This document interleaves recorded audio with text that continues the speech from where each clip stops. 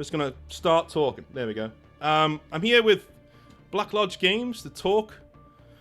Well, I think we did last time. Nick and I did a video on the old world discussing why it's awesome and why it's cool. That's right.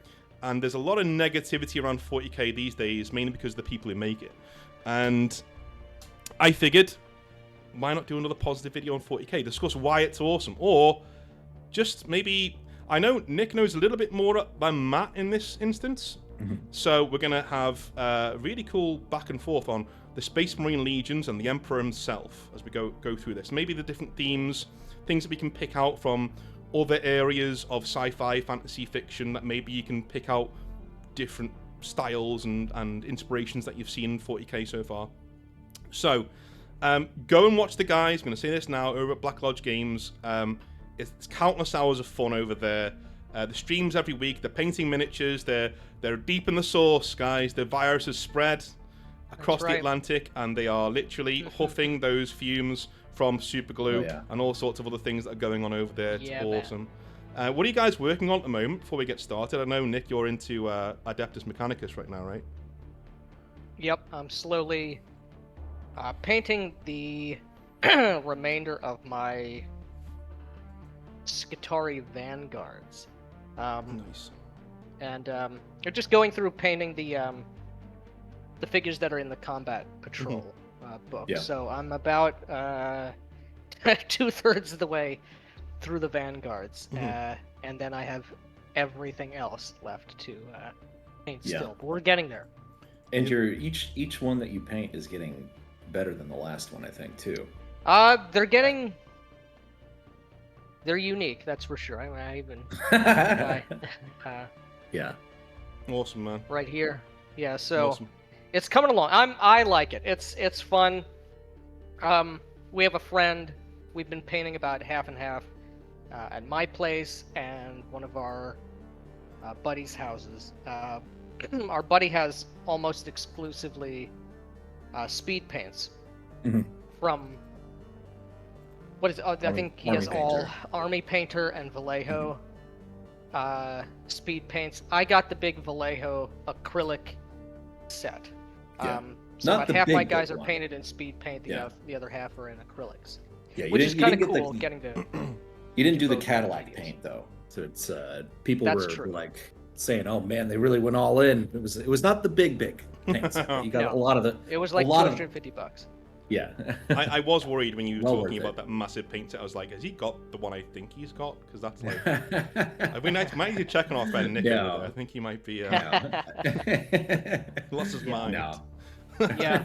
For those of you who are watching, sorry, if the Discord goes off, as in I'm uploading pictures to our group chat so the guys can see what I'm talking about. Sorry, Matt, you're about to talk about your army there, what you're up to. Oh yeah, so I've been painting essentially. So this is not the correct box, but these Zvezda 1/72 scale miniatures I want to use for Adventure Conquer King Domains at War, which is like the wargaming rules for that game. And so I've been painting up a bunch of Vikings. I've got 2 units of infantry. That's like 8 figures, I think, on 2 little hex bases now. Sweet. And last week I painted up some Viking archers at Nick's place on stream. So I got 2 of those. At some point in the next couple months, I will have a full functioning army that we can use to play out some small engagements there. But I did, when Nick got his Combat Patrol, I picked up the Chaos Space Marines Codexes, which I think is probably useless now because there's an 11th edition coming out. Yeah. So that is a poor choice, my friend. That is a but poor got fiscal really move. Cool pictures in it, so I'm very excited about that. But I like the look of like just the general Chaos Space Marines. I think the best out of all of them. I also really like Ultramarines though, which I know is super basic, but they're fucking cool, man. I got the blue armor. Just for future reference, this is the most sage advice you'll ever get. Never buy Codexes.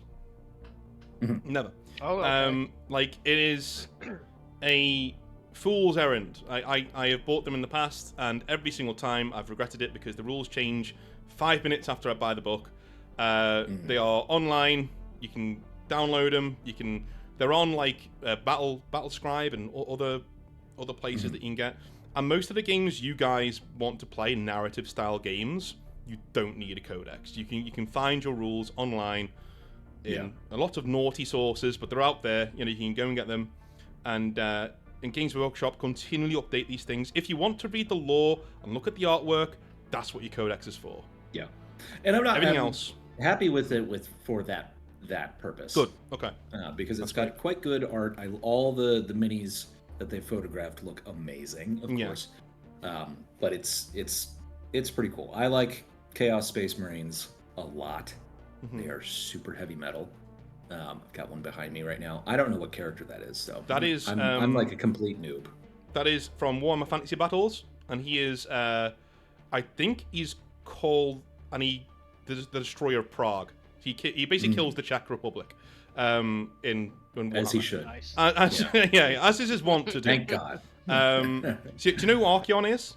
You know Archeon? No. Okay, so he's the big Chaos guy. I know he's a lore character. Yeah, he's the big Chaos guy. He's the brings Ever-Chosen. This guy was another Ever-Chosen from back in the day. So basically, like, the old Sith Lords, and then we have the new Sith Lords, like that. Basically what it is. I've also been doing some hobby. I showed Nick before. I just finished my Blade Guard veteran here. This guy. Nice. It is two. Hell yeah. Get on my fucking screen. There we go. There you go. So he's nice. He's going to be this is the chapter, the Exiled Blades, the chapter of the channel, and we did this guy who is I need to finish the head he's holding actually, but he's the headsman of the that's cool. of the chapter, and he is I'm excited to be able to paint something that large. The guys that I'm painting right now are so fucking small. Yeah, I definitely won't paint it that well. Dude, you would be surprised. Like, again, people say, oh well, you work there, so obviously you're better painter. No, like most of the shit I learned was from YouTube, like literally, like just YouTube. So that's how I learned most things. Everything. Is through YouTube. Yeah. Yeah. I changed the starter of my car a couple of years ago by watching a YouTube video. Yeah. Well, it's a site that pays the bills, so YouTube. Let's go. I love YouTube. Right. Shall we dive into some legions here? Or do you want to do the Emperor first? Should we do the Emperor first? Yeah. So we should. Emperor of Mankind. So there are a few conflicting sources on what the Emperor is. It's not who, it's a what. So the Emperor's been alive for by the modern setting, around 50,000 years. So 10,000 BC is around when he was born. We know he was born in Anatolia, modern-day Turkey, which makes him a degenerate, but we won't go into that. Yeah. I'm kidding, Turks, I'm kidding.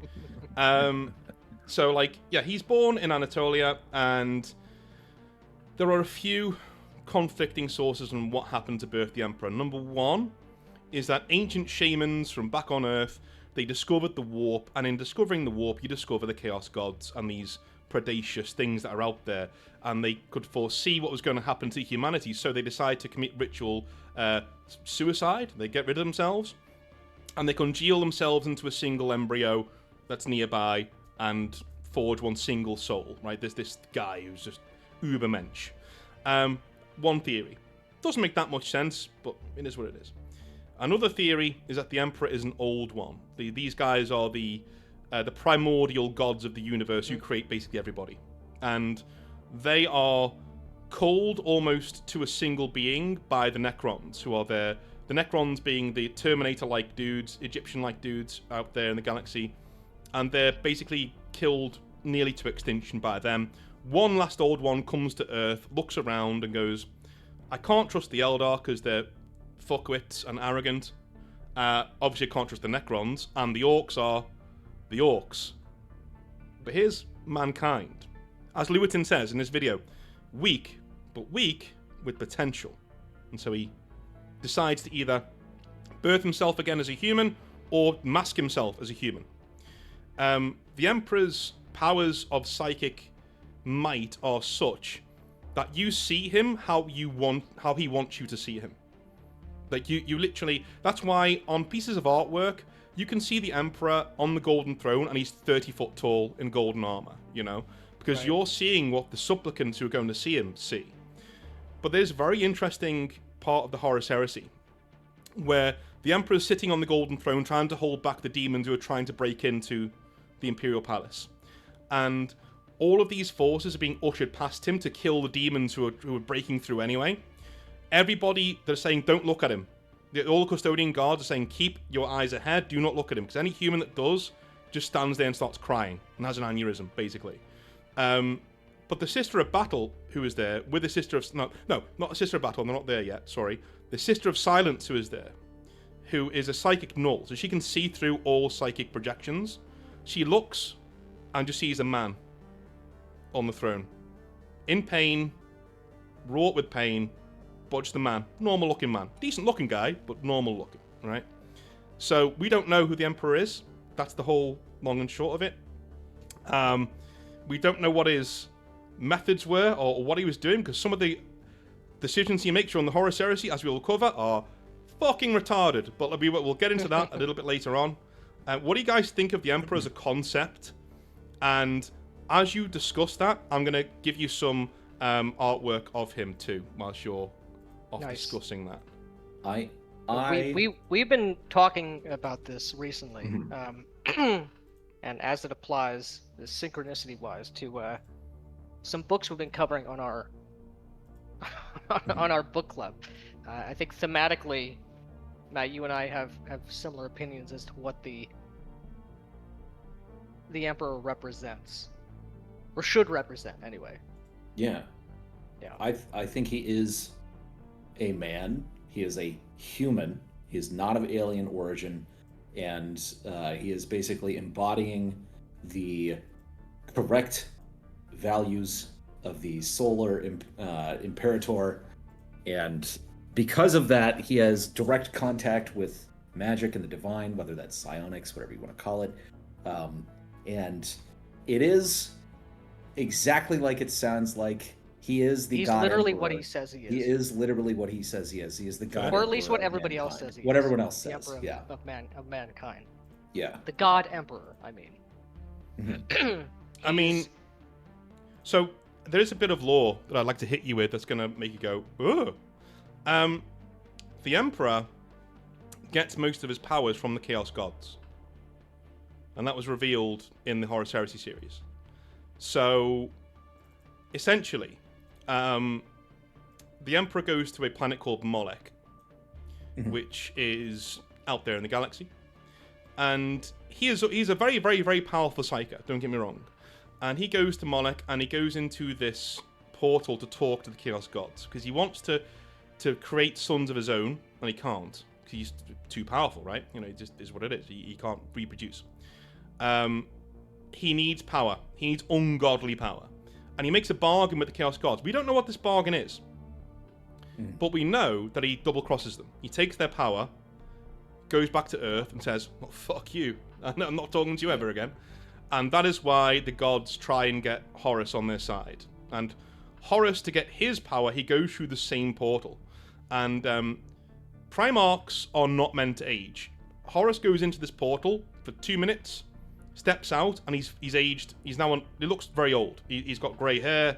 He's lines around his eyes. He's been in there, in his view, for 10,000 years, fighting constantly to earn the gods' favor. The Emperor didn't really need to do that, because the Emperor is just amazingly powerful. But it just shows that the bargains are there to be made, and most of the Emperor's power comes from the Chaos Gods. Quite why they can't just strip him of that power like they did with Horus, I don't know. It's never explained. I think this makes perfect sense. This is yeah. It makes perfect sense.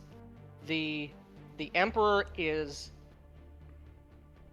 essentially pure willpower, and pure willpower ordered correctly and rightly, and it is literally and thematically true. You know, chaos, it's the raw creation. It's the infinite sea of potentiality, and you know, the void from which all things come. And it makes sense that his power someone who is pure will, like indomitable spirit, completely unflappable and ordered correctly. You know, the proper hierarchy for the benefit of himself and for mankind as a whole. Except, so the only thing that I had to say about that is because I do know the truth of the Emperor, whatever the he's like a Reddit atheist. Yeah, at times, something, yeah, he can be. Well, this is Yeah. But he's not, because he knows I would- the Chaos Gods are real. Yes. Uh, He's playing a game. Yeah. The long game. Yeah, and but the thing is, I think that's a mistake that he's made.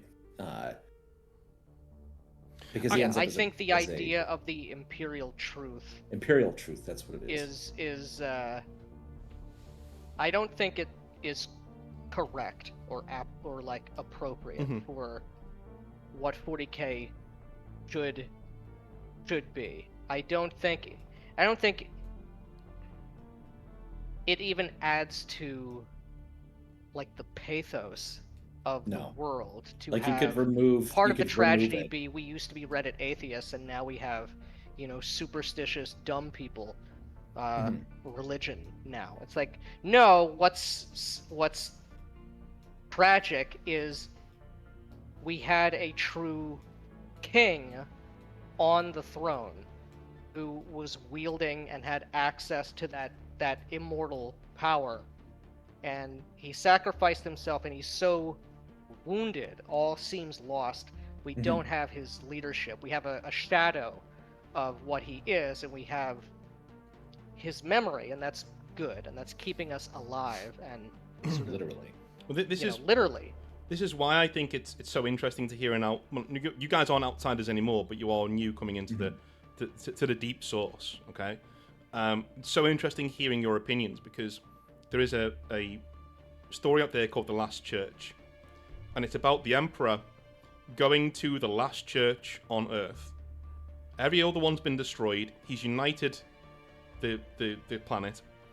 He's not gone into the galaxy yet, but the unification wars are over. And he goes to this church, and it's him talking to the last priest of the last church and trying to convince him that he's wrong, essentially. It's a debate. The only time I've ever disliked the Emperor fully was in that story. Because he sounds like... Do you guys remember, you obviously do, the cringe know-it-all atheists on YouTube? Oh, yeah. Back in the day. That's how he sounds. Yeah. It's just... It's like Yep. Thunderfoot the Emperor. Thunderfoot the Emperor. Yeah, That's exactly the guy I was thinking of. That fucking guy. Yeah. And I'm just like, dude, shut the fuck up. You know, this is some...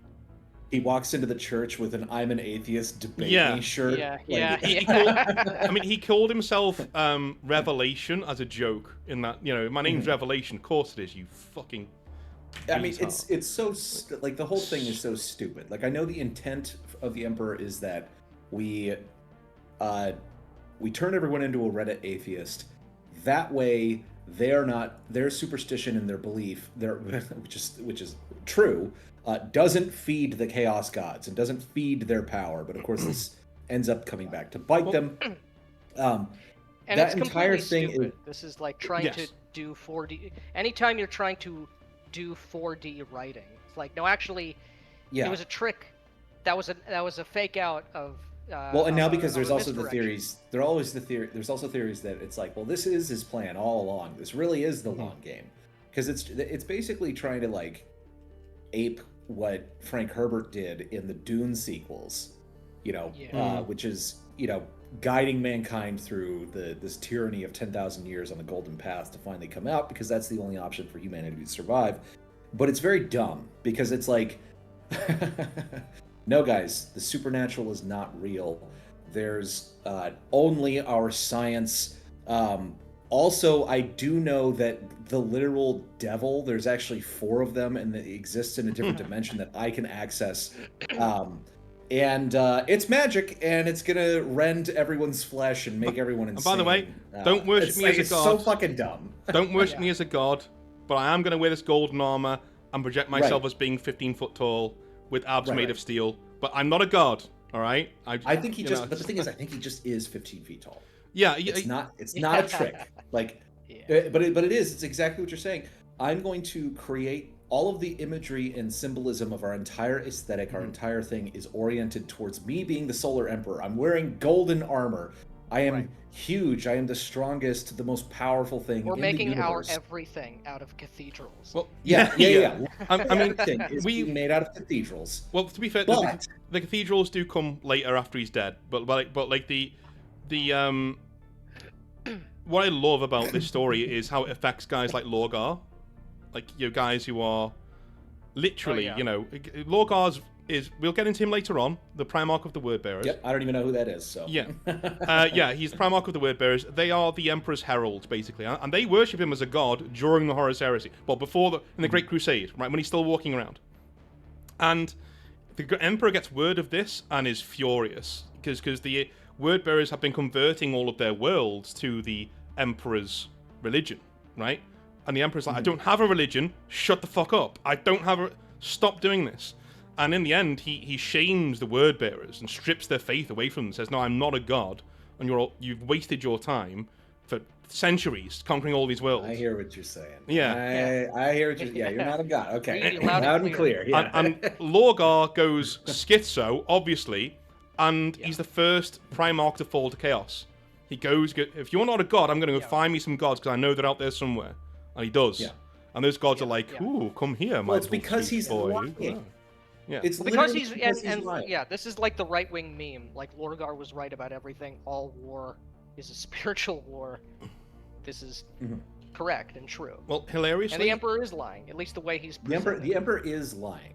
Like, he may not be a literal deity in the sense that the Chaos Gods are deities, but for all intents and purposes, he is a demigod of some kind. You can't look at him and not think that. No, I agree. I think two things on that. Like, number one is the ironic thing. The reason why this works as a story point, I'm going to push back on this bit, is in the 41st millennium, the one thing keeping the Emperor alive is the faith that people have in him, because that's how it works in the warp. So it's the ultimate irony is that this thing that you railed against is the thing that's keeping him alive. And there is a strong... But that's also why he deserves to be a corpse forever. Yeah, true. But there is also a strong indication that when Guilliman and other Primarchs have met only Guilliman has met the Emperor since his return, he comes out ashen-faced like, that's not my dad. I don't know what that thing is, but that's not... Because it's a god now. Because he's actually a god now. He's shackled to the Golden Throne, but he's a god now. And also, the Ministorum text that we all use was written by Lorgar, and nobody knows. It's an ultimate. That's awesome. Yeah, nobody knows. Yeah. It was written by Lorgar when he still worshipped the Emperor, and then it spread around the Imperium, and that's what we use now. And Lorgar's so pissed off about it, 'cause he's now a demon Primarch going, "It's not true," and all that sort of shit. But anyway, but that's the thing is, it is true. It is true. Yeah, exactly. Yeah. And this is why 40k is the fucking. The law's the best. Game, won't get into that. We're not getting into that. All right, so that's the Emperor. Awesome, really, really interesting stuff, and I love your opinions, guys. You're doing so well. So, I also just think that they should never. And I know he's appeared in books and whatnot. The Emperor should just be the symbol. It's him in the giant golden. Oh yeah, I don't ever want to hear anything written from his perspective. No. What a terrible mistake. Yeah, I agree. What a terrible mistake. I don't think we've gotten anything from his perspective in the new law. This would be like in Vampire the Masquerade writing something from the perspective of Cain. Yes. Yeah. You know, like, oh my god, you completely missed the point. Yeah. All right, I want to know what really happened.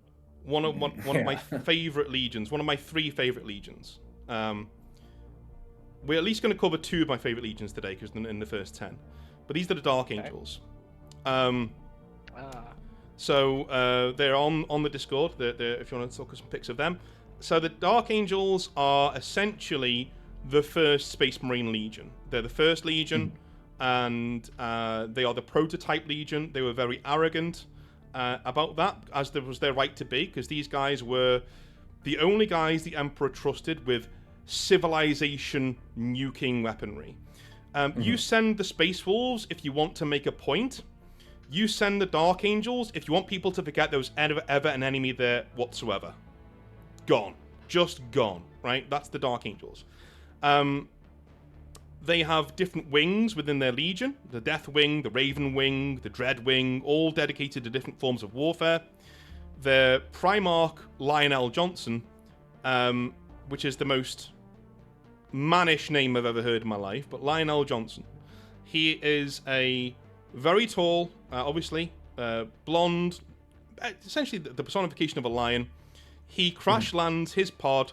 So I need to stop this here. Matt, are you aware that the Primarchs were taken away from the Emperor by the Chaos Gods back in the day? Yes. Good. Okay. Yes, I am. So they were scattered. And kind of spread across the galaxy, and then precisely he had to go out and find them. Yes, that's part of the reason for the Great Crusade, yeah. So, Lionel Johnson came to land on a planet called Caliban, which is a massive forested world full of... It's basically... When I was writing Feudal Punk as a one-world setting, that's what I was thinking of. Massive monsters and sci-fi knights riding huge destroyer horses, murdering them, and trying to save their cities. The lion is found by a knight named Luther, who takes him under his wing, and of course the lion rises to lead the Order and the knights who are there, and they conquer the world. He joins the Emperor, goes with him to do the Great Crusade. He's known as not a very taciturn fellow. He is a living weapon, essentially, is what he is. He's very cold, very calculating. He's kind of autistic when it comes to speaking to other people. Not the only Primarch with that issue. And he, essentially, I would frame him as probably the best swordsman, maybe, in the Primarchs. He's the one Primarch who a lot of other Primarchs are like, yeah, fuck that, never fighting that guy. Even Leman Russ, who is the best combat Primarch, can't beat him. Like, just cannot get past his guard, cannot do anything with him. Just, absolute badass. He can't make it to Terra during the Horus Heresy because of a warp storm. And so he basically goes around, the most petty action, he goes around to the traitor Primarch's homeworld and just nukes them. Just because he's got nothing else to do. So he's like, fuck. He goes around annihilating all of their homeworlds, killing all their families, all their people, everything. And eventually, he goes back to Caliban after the heresy, and Luther, who has been sent back there, because through jealousy, Luther almost allowed an assassination attempt against the Alliance to take place, so he's sent back to Caliban in shame. He's turned the Dark Angels there to chaos. And they have this big fight. Caliban breaks apart, and the lion is interred in the rock, which is the last fragment of Caliban left. It's got a force field around it, and the Dark Angels essentially turn this massive asteroid into their fortress monastery. It's now a spaceship, basically, that they fly around on. And he's lost in the depths of that for 10,000 years. He's in stasis. He's just not waking up. And very recently, he has woken up, and now he's walking around again. But his story's been taken over by what I can only describe as a non-closeted communist by the name of Mike Brooks, who is just butchering his story and having him create this commune in space. So I'm disregarding all that. But those are the Dark Angels. Essentially, imagine a monastic order of secretive knights as a Space Marine Legion. That's what we're looking at here. What do you guys think of the Dark Angels so far? Oh, also, secrets are a big thing with them. In the 41st millennium, they hunt the fallen angels because they didn't get them. The guys who turned against them on Caliban, they were scattered throughout the galaxy, and now they're obsessed with finding them, so nobody finds out that half of them turned traitor during the Horus Heresy. So they're obsessed with secrets and repentance. Make him repent, Belial. That kind of thing. That's just what they do. Dark Angels Interrogator Librarians are the most terrifying. Space Marines can't feel fear. We have it in book form that when a Dark Angel Interrogator walks into a room, Space Marines do actually feel fear. They actually go, no, nice. That's bad juju. I'm going nowhere near that guy. Because they've tortured and killed so many Chaos Space Marines and forced them to repent. Forced them to say, I'm sorry, and then they give them the mercy of death. That's it, right? And if they can do that to a Rightfully Space so. Marine, that's where we are. That's the Dark Angels. That's pretty That's cool. awesome. I like That the is very idea cool. of Space Marines boiling civilizations in nuclear fire. Yes, that happens a lot. So that does sound really cool.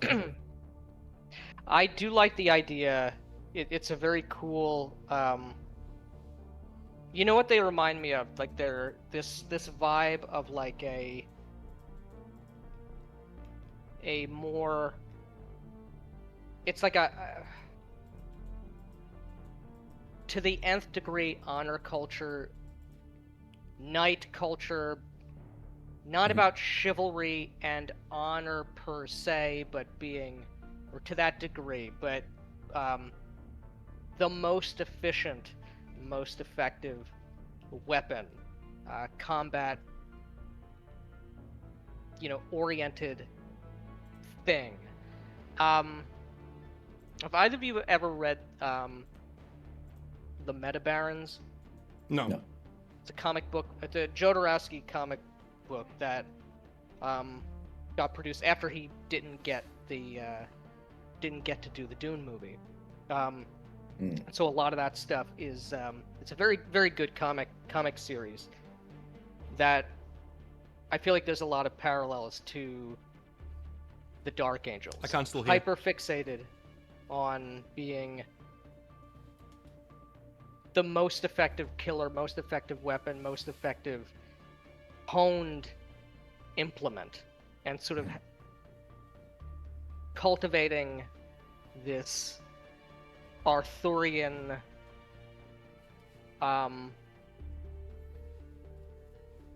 aesthetic and sort of tradition to bolster and support that, which is very cool. And I you know what agree. they also, I Yeah. don't know if, at least in my recollection, I haven't seen this picture in like 25 years. Did either of you ever play Star Siege Tribes?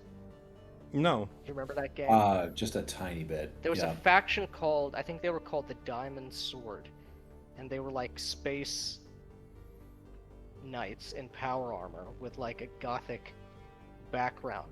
It reminds me of Christ. them. Somebody else as Games well. Workshop was stolen from, and we're going to be here a while. We're going to be. So that is the Dark Angels. One of my favorite. One of my favorites legions. It has to be. Yeah, they are. There is something unequivocally.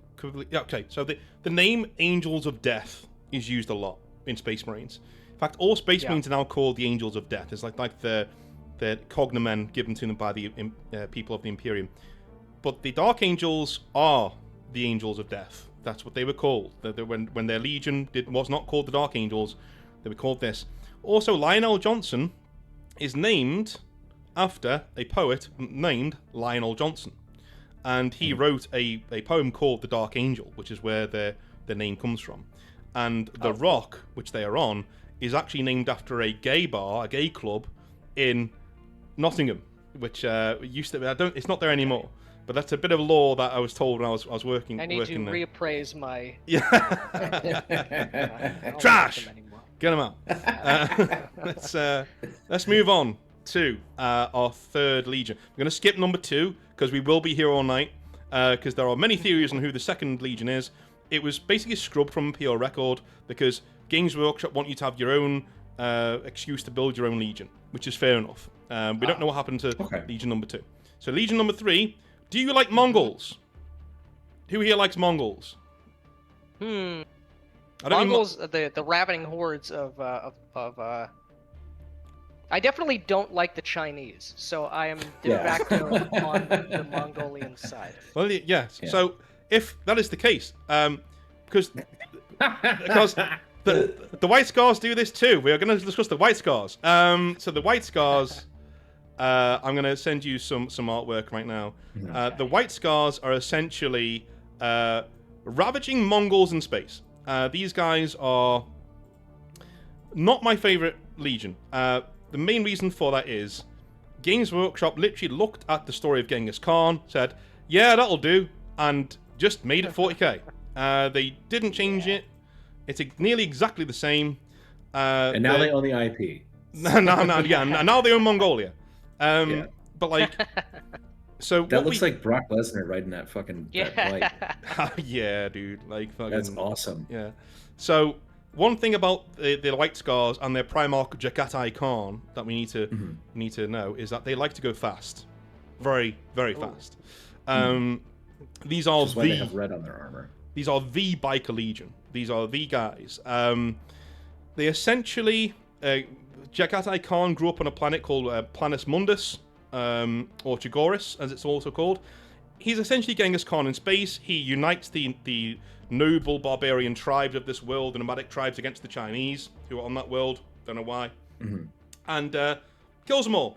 And essentially kills them all. They're called the High Riders, but he kills them all. He takes their civilization. The Emperor comes and sees what he's doing and says, good, we need more of that in space. So he uplifts him and gives him command of the 3rd Legion, which is, of course, made from his gene stock. I'm going to say the Mongols, because they are Mongols. The White Scars essentially are the thinking man's legion. They're seen as barbarians by everybody else, and they're not. And by the way, I know I've skipped Fulgrim. I will get to him in a minute. That's my mistake. So I just wanted to discuss these because they're just very, very funny. Why are they the thinking man's legion? So they're the thinking man's legion because they are warrior poets. These are very, very, very clever Space Marines. Chris Wright wrote an amazing series of books for the Horus Heresy dealing with the White Scars. And we follow one Marine from his inception as a Marine all the way up until he gets his own command and stuff and fights on Terra in the Siege of Terra. These guys are incredibly deep thinkers. There are more philosophers in the White Scars than probably most of the legions, including the Thousand Sons, who are the Geek Legion. These guys think a lot about why they're killing and what they're doing. They practice artwork, calligraphy. They do a lot of throat singing, as you may think, and they do this. They're one of the legions defending Terra too, which is awesome. They do this charge to win back the only spaceport left to get reinforcements onto Terra against the Death Guard. That is essentially 80-odd thousand Space Marine bikers strong, just in a wedge, with Jakatai Khan at the front, just wailing and going crazy. At one stage in that battle, he's riding what is the equivalent of a Rhino tank, like an actual tank. He just puts chains on it, says that way, and rides with his halberd out, just taking heads, that kind of shit. Now, I've actually kind of an important question that I can't believe I don't know the answer to. Has mankind made contact with aliens at this point? Yes, many, and killed them all. Okay. Yes. The Great Crusade is not an era of cooperation. It is an era of fuck these people, get them off my lawn. And so there is a Xenos race called the Rangdan, who are so advanced that only the Dark Angels can take them on, essentially. And even then, the Dark Angels lose 3/4 of their strength against these guys. But the Dark Angels, who are the Eliminators, they were sent to just wipe this place clean, you know? The Herod are also a big threat in Horus Heresy. They have entropy cannons that can aid you in a second. So the Iron Warriors, who we'll cover in a minute, are sent to deal with them. So yes, they are. And the Dark Eldar and Eldar are hunted a lot by the White Scars because they're the only ones who can catch them. You know, the White Scars are out there, and they are a scout legion. They are out there racing through the stars, taking heads. Even in the 41st millennium, they have a prospect of the hunt. So one White Scar will be given his armor, his weaponry, his own little ship, and they'll say, you need to go hunt this Tyranid bioform because it's causing havoc. And they will hunt it, kill it, take its head, take it back to the Fortress Monastery, and nail it to the wall. And that's my bit done. And now he's now liable for command in the White Scars. You're not unless you go on one of these hunts. Could be an Orc, could be a Chaos Warlord, could be anything. That's who they are. And they also... Jakatai Khan is the owner of the sickest burn ever uttered in 40k, where he's talking to Fulgrim, who's very fruity, let's just say, as a Primarch, and they're talking, and all the Primarchs are jibing with each other, light-hearted stuff. And Fulgrim says, Jakatai Khan, flicking back his hair, I hear you do strange things to your bikes. And he says, oh, I hear you do strange things to your warriors. And that's, just leaves it there. And every other Primarch just... boys. Oh, shit. Every other Primarch just starts laughing. And you couldn't do that joke nowadays, but I'm very, very happy that they did it in Horus Heresy. And when you see... can do that joke. When you see... I can do that joke, but like, Games Workshop won't. When you see Fulgrim, you'll know why that joke's funny. So, that's the White Scars. What do we reckon? So, I'm not feeling them. I think there's a few things working against them. So,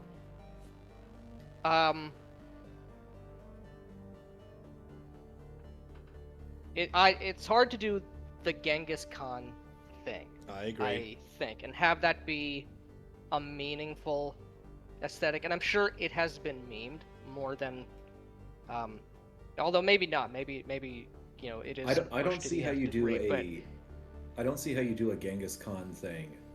And well, Genghis Khan in power armor, just the look of power armor, and the thing about Genghis Khan is teeming hordes of horsemen rampaging through. I think what would be interesting if you wanted that to be like the main thematic thing, have them turn traitor. Well, yeah, this is what I'm getting to, is you can't have Genghis Khan really be a good guy if you have any sort of a Western perspective, right?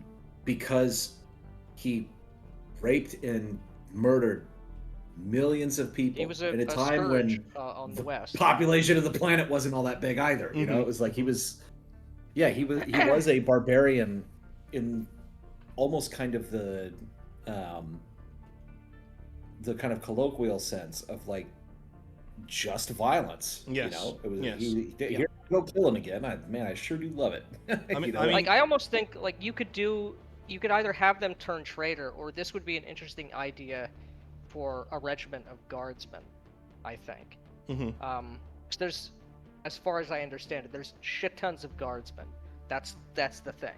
You're not going to have a billion space marines, because that would defeat the verisimilitude. I think also you're stepping a little bit on the Space Wolves' toes of being sort of the atavistic barbarian, or like having that as a kind of aesthetic affectation. Well, here's two interesting things for I think both you'll find this interesting.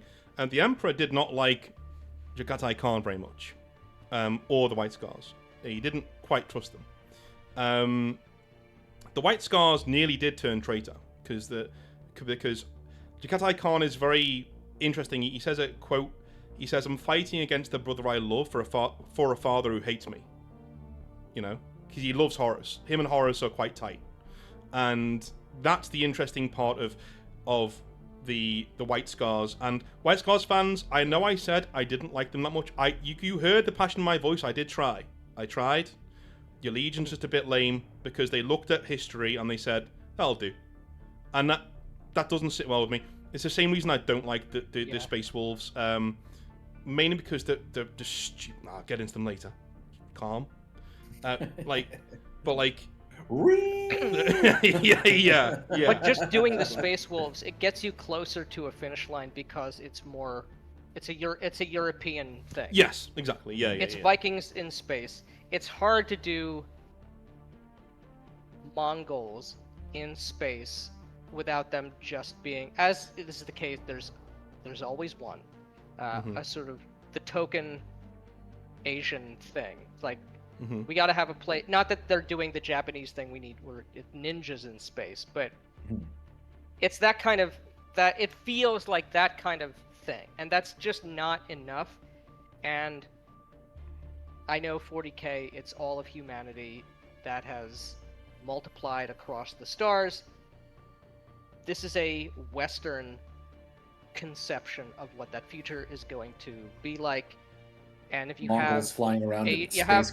Asian stuff in there, it's going to feel off. I will Not say that you can't do it, but you need to work like a lot harder. You can't let that aesthetic ride in the way Yeah. you can for Space Vikings. I will say, as a olive branch to White Scars fans, probably sickest color scheme in the Legions, or one of. I really love the aesthetic.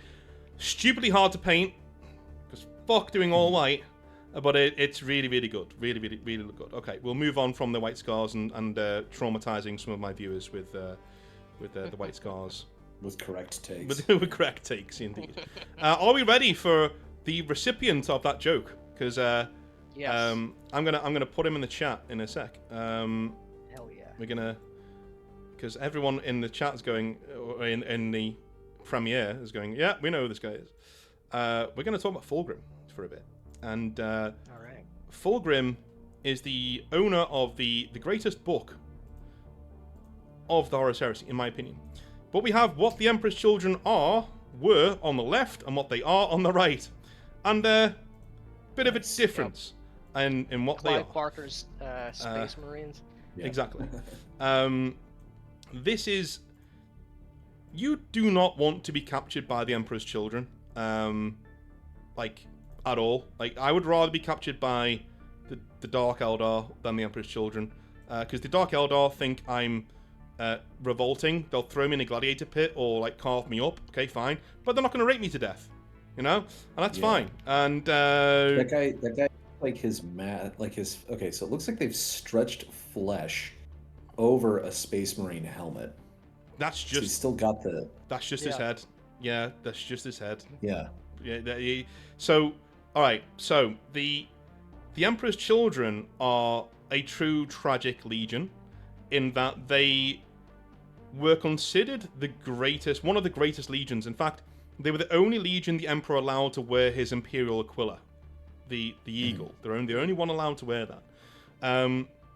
Fulgrim was essentially a wondrous speaker, extremely... Have you guys ever seen Berserk or read Berserk? Matt has. I showed Nick the Eclipse. Yes. So Yeah, this is you showed me Griffith. that clip, yeah. This is Griffith. They stole Griffith from Berserk, and they put him in 40k. It's literally... he is an amazing guy. Everybody loves him, but he's obsessed with perfection and living up to the Emperor's standard. Obsessed with it. To the point that he allows his apothecaries to start tweaking with the form of the Space Marine genome, which is something you're not supposed to do.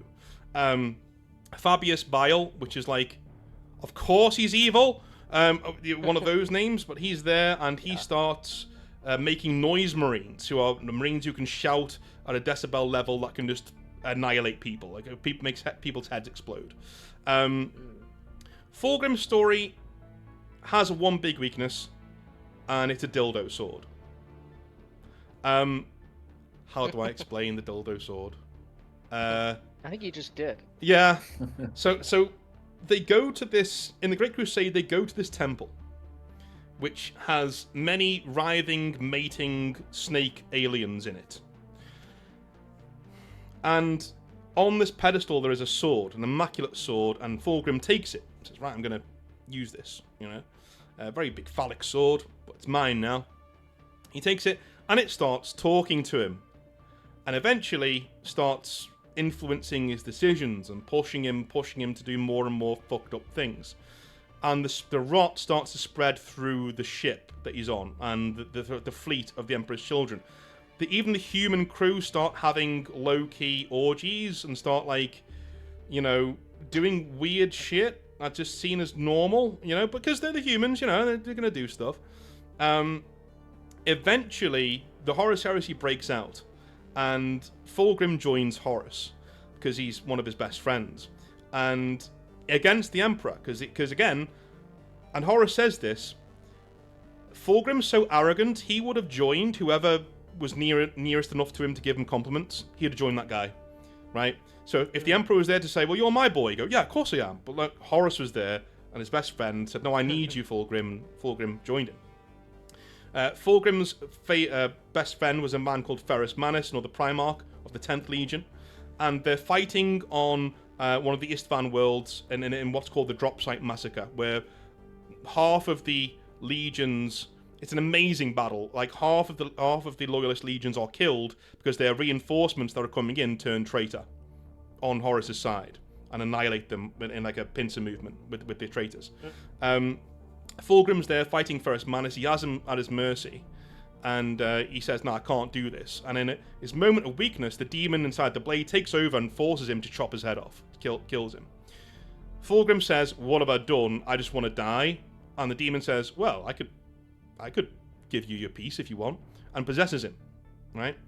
Now, that's where his story should have ended, because now we've got this demon Primarch Fulgrim who's completely insane and fucked up, and the actual Fulgrim is imprisoned in a painting.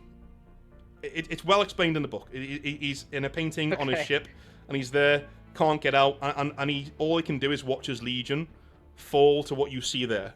These dudes. Dorian Gray.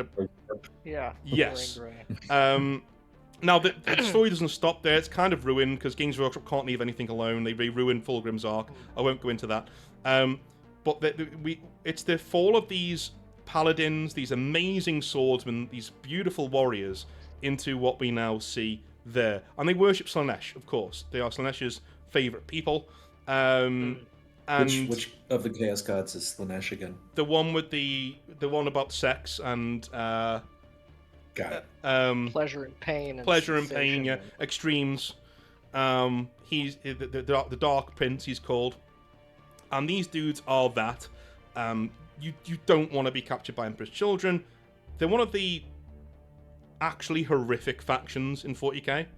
A lot of people say Tyranids are horrific. They kind of are, but like Tyranids are just a thing. They're just bugs. The fire, Yeah, just you know.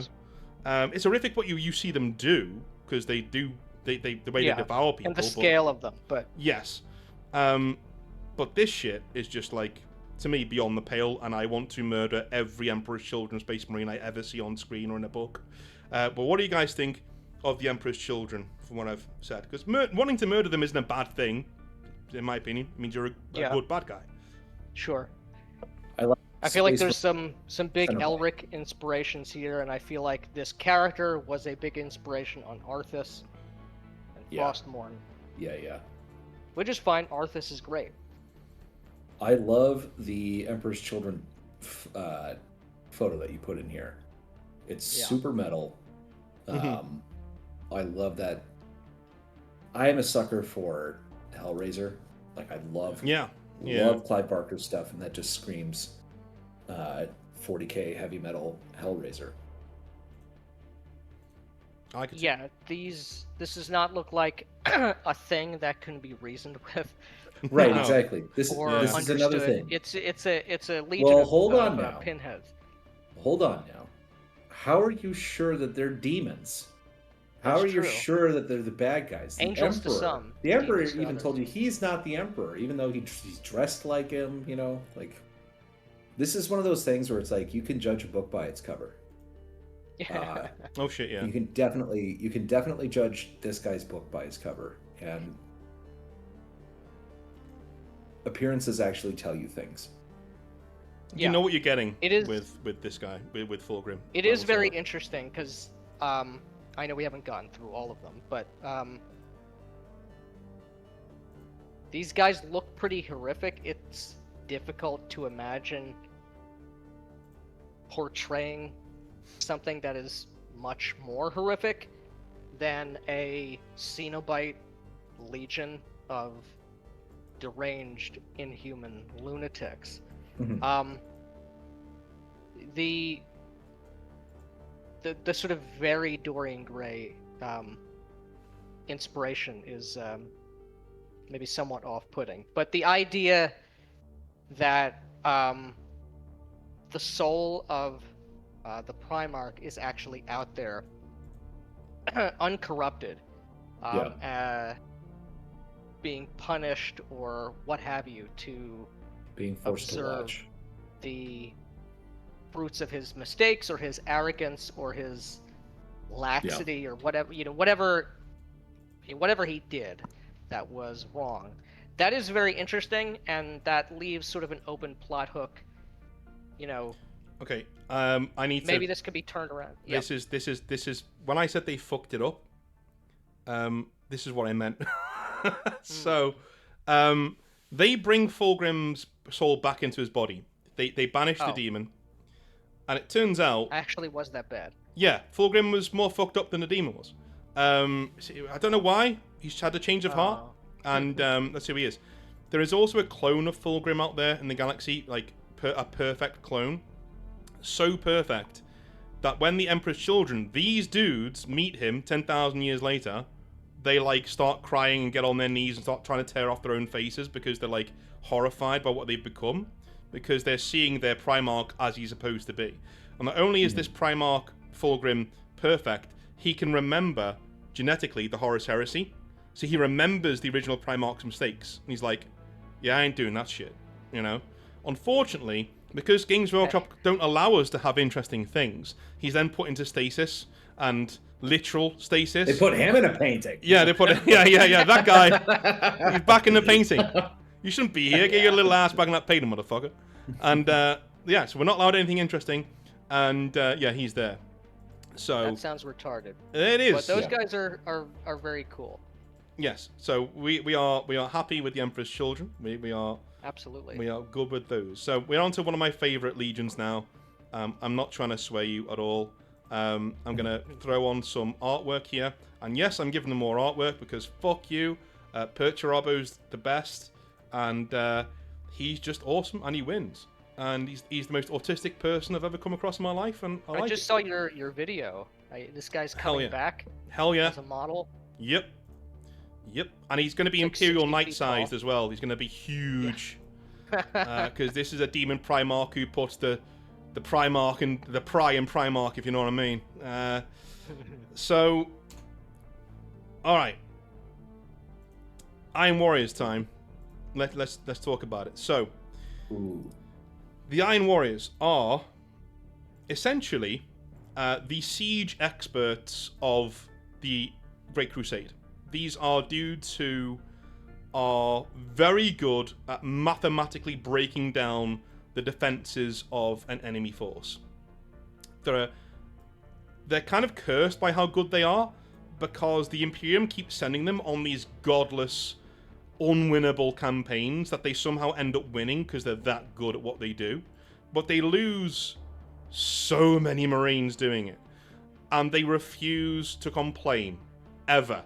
They just get on with it. Their Primarch is called Perturabo, or Peter Turbo, as we lovingly call him around these parts sometimes. He is a savant of siege warfare. He is an incredible warsmith of creating weapons, armor. He builds a theater in like 3 days, the size of a planet, because just why not? Because it'd be something nice to do. That's all he wants to do. He wants to build cool shit.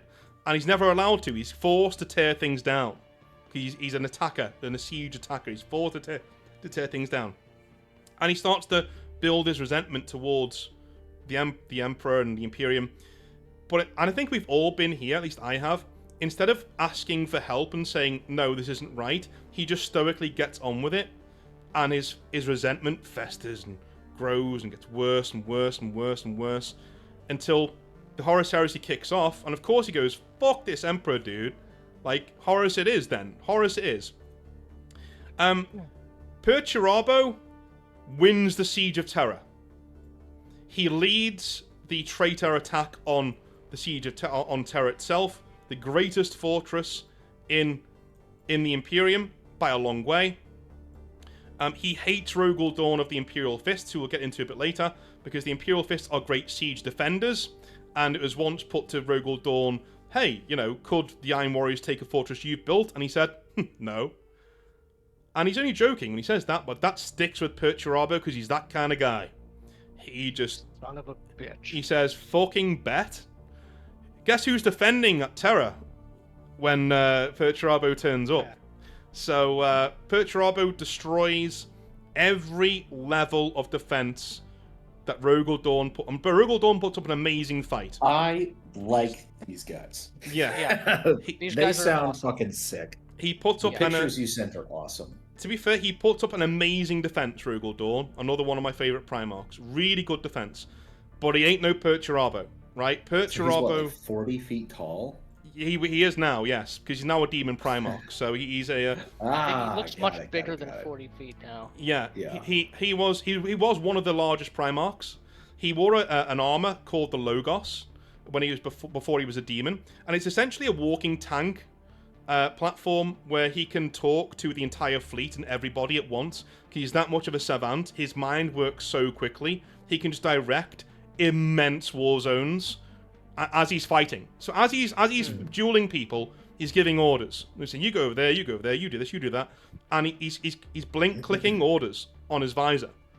All of it, because so he's just this central locus of the entire war zone. Horus has gone on record as saying, without Perturabo, we don't make it to Terra. We don't even make it to Terra, right? So, as Horus loses his mind during the Siege of Terra, eventually Perturabo gets to the last gate of the Imperial Palace. He knows he's won. And he says, "You know what? Fuck this. I'm out. I'm done. I've proved my point." He takes all of his warriors and just bounces. Just leaves. He goes, "Nah, I've won the Horus Heresy. I wanted to beat Dawn, because fuck this guy. And I've done that. I'm leaving." Right? Because Horus is losing his mind. All these demons are everywhere, and they're all pussies. Why do you need demons? Like, we've got mechs and shit. Like, why do you need demons? Like, screw that. And he leaves. And as he's walking away, he's flying away, and he thinks to himself, "I want to become like, I don't want anybody to take advantage of me like that. Everyone keeps using me as this ultimate weapon. Do you know what? I'm going to become a weapon. I'm going to master demonhood. I'm going to take that. I'm going to be a demon, and I'm going to be the weapon now, my own weapon." So he goes to a world, and he fortifies it. And after the Horus Heresy, he sends a message to Rogol Dawn, saying, "Hey, retard, you're an absolute pussy, and like, you know, I know we have the same mother, it's a test tube, but your mother's a whore too. Here's this world I'm on, come and get me. Come and get me, right? I'm here, come and get me." And Rogol Dawn, stupidly, takes the bait. He takes the bait, he goes in, and this place is untakeable. It's literally read out, and dead zone. A lot of his legion gets killed, to the point that they get to the center of this complex, and Perturabo isn't even fucking there. It's just another fortress. That's it. There's nothing to take. It's just another fortress, right? So We built a castle inside of the castle. yeah, exactly. So things are going so badly for Rogol Dawn that Guilliman and the Ultramarines have to come in and save his ass and get him out of there, because he's about to die. Perturabo escapes with a lot of gene seed from the Imperial Fists, sacrifices them, and ascends the demonhood, essentially. And he goes to his own planet, fortress planet called Madrigard, and starts building his forces until we now see him in the 41st millennium, ragingly pissed off that everyone forgot he was there, and everyone thinks Abaddon's the big bad of chaos when it's fucking Peter Turbo, motherfucker. That's who's the big bad of chaos. So those are the Iron Warriors. They are cynical to the point of when other Space Marines fight without their helmets on, because it looks cool. There is one scene in the Horus Heresy where they're fighting on this wall, and they see this Blood Angel without a helmet on, and the Iron Warrior, who's just a terrible duelist, gets his bolter and goes, "Fucking idiot!" Bang! Blows his head off, and just goes, "Okay," and returns to fighting. You know, just like one of those things.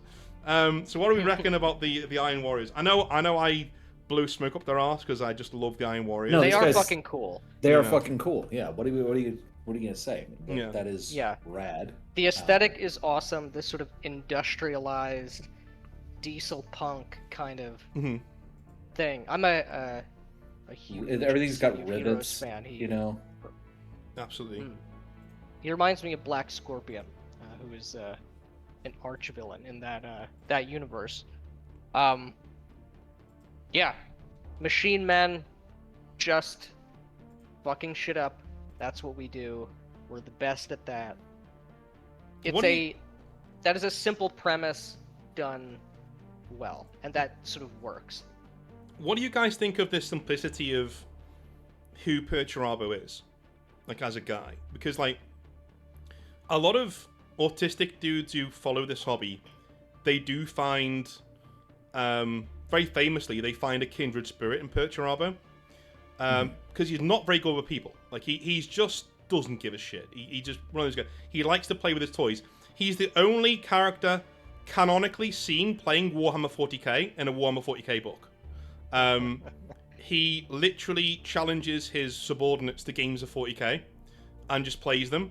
And he was a petulant man-child earlier on. Like, I'm not even going to lie. He was, like, really, really bad. Like, he'd lose something and he'd just kill you, you know, because he's just annoyed with you.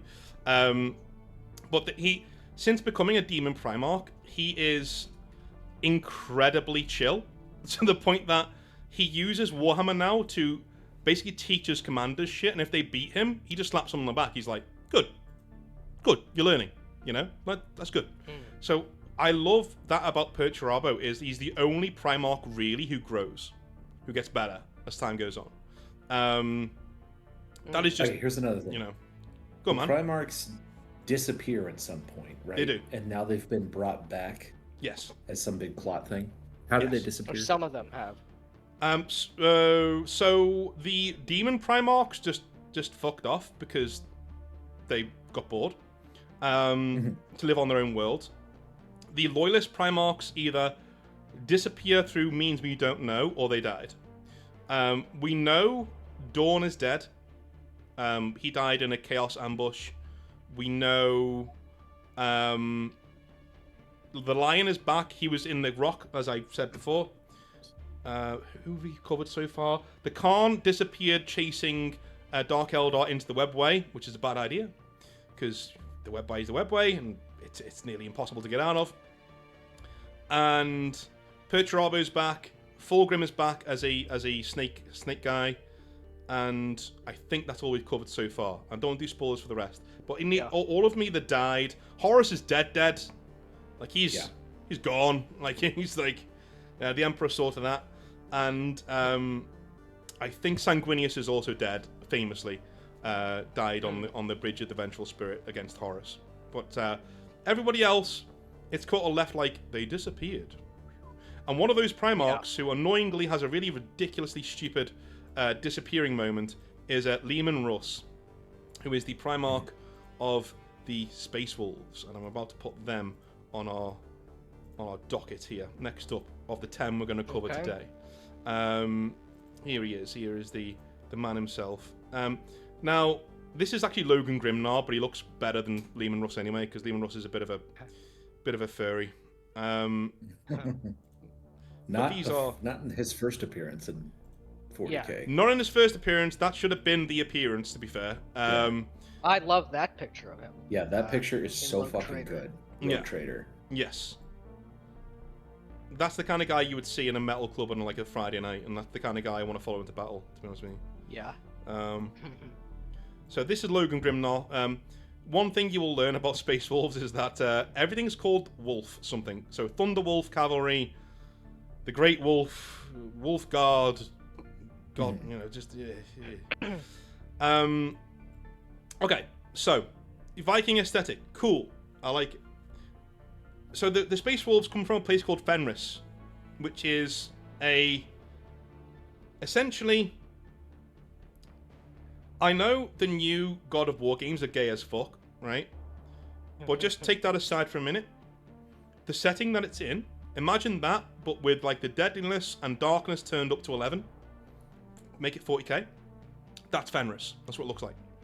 And Leman Russ is there. He ends up leading the tribes against these beasts and beating them up. Same story. The Emperor turns up, and he doesn't convince Leman Russ or fight him or duel him. Instead, they do some trials. The only one the Emperor loses is the eating contest. Because Leman Russ just goes... He's Leman Russ, right? He's a Primarch with the blood of a wolf in him, because that's how the Emperor created him, right? He said, wolf DNA and a Primarch, and my DNA, that's what I'm doing. And so Leman Russ just eats these Aurochs, just whole, basically. He just gets these Aurochs, just starts eating them, and out-eats the Emperor. The Emperor passes out, and that's the only one he actually loses. But anyway, the Leman Russ agrees to accompany the Emperor, and he's one of the first found Primarchs, actually. I think he's the second one, after Horus and Alfarius, but I'll get into them fucking Alpharius. We'll get into him later on. So Leman Russ goes off with the Emperor, and his legion is essentially the Emperor's executioners. They're called this because they are the legion sent to bring the other legions into line when they're getting out of line. The problem I have with the Space Wolves is it seems to be a reputation that their fans have given them themselves. Like, it's not really seen. Whenever Leman Russ tries this in the actual setting, he gets his shit pushed in by the other Primarch. He tries it with the Dark Angels and Lionel Johnson, and Lionel Johnson just knocks him the fuck out. He tries this with Angron of the World Eaters, and Angron just beats him till he nearly beats him to death. Like, it just doesn't really work out, and they seem to have this reputation, in my opinion, that isn't quite deserved. I love the aesthetic of the Space Wolves. In the Horus Heresy, they are sent to confront Thousand Suns because the Space Marines at this stage are forbidden from practicing psychic arts, magic, essentially. And the Thousand Suns are such fucking nerds that they don't adhere to that, so they keep practicing magic. And the Emperor says, okay, Magnus has found out, the Primarch of the Thousand Suns, he has found out that Horus has turned traitor through the warp. And so he goes to warn the Emperor. He said, well, I can't get there on time. I'll use my psychic abilities to warn my father. He does that. He breaks through the psychic wards of the Imperial Palace and ruins the Webway project. So the Emperor needs to stay on the Golden Throne to stop those demons coming through, because that's the hole that Magnus made. And now everything's going to shit. So, Emperor sends Leman Russ to Prospero, the homeworld of Thousand Suns, says, bring me Magnus. Don't kill him, bring me Magnus. I need to talk to him. Right? Horus says, who's already turned traitor, says to Leman Russ, no, the Emperor's changed his orders, he wants you to kill them all now. And with no second checking, nothing like that, Leman Russ goes, alright, cool. He goes and just murders all of Thousand Suns. Yeah, just murders them all. And seems to think he's an amazing Primarch for doing so, even though the Thousand Suns willingly lower their shields and go, no. Like, we don't want to fight.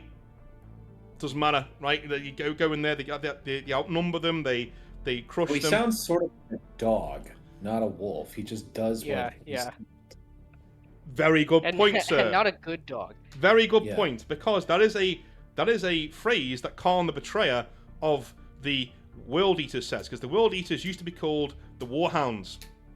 And he says the exact thing. A wolf doesn't come when called.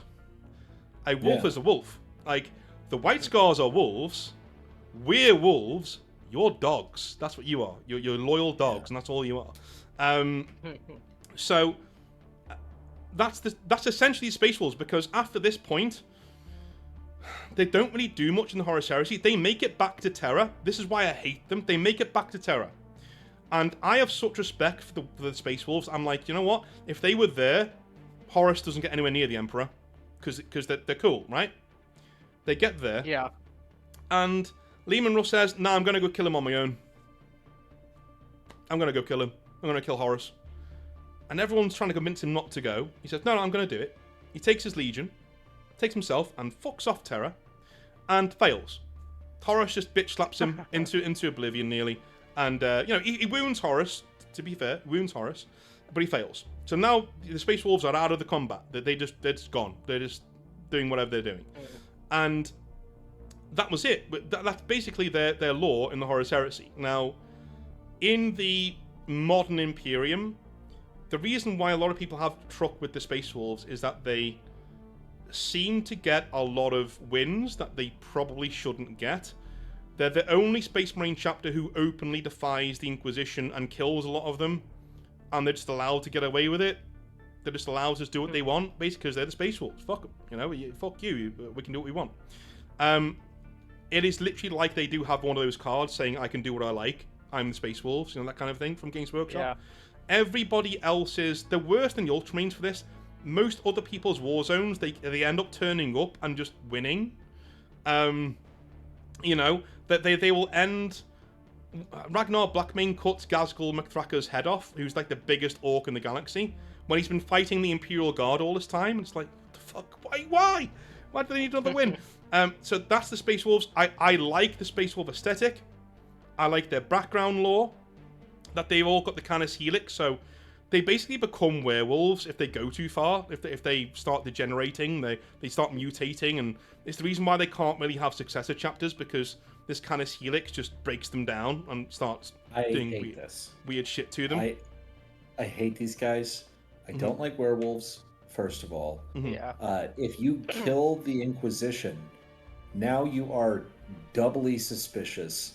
You're traitors. That needs to be punished. Yeah. These guys are traitors. They need to be dealt with and killed.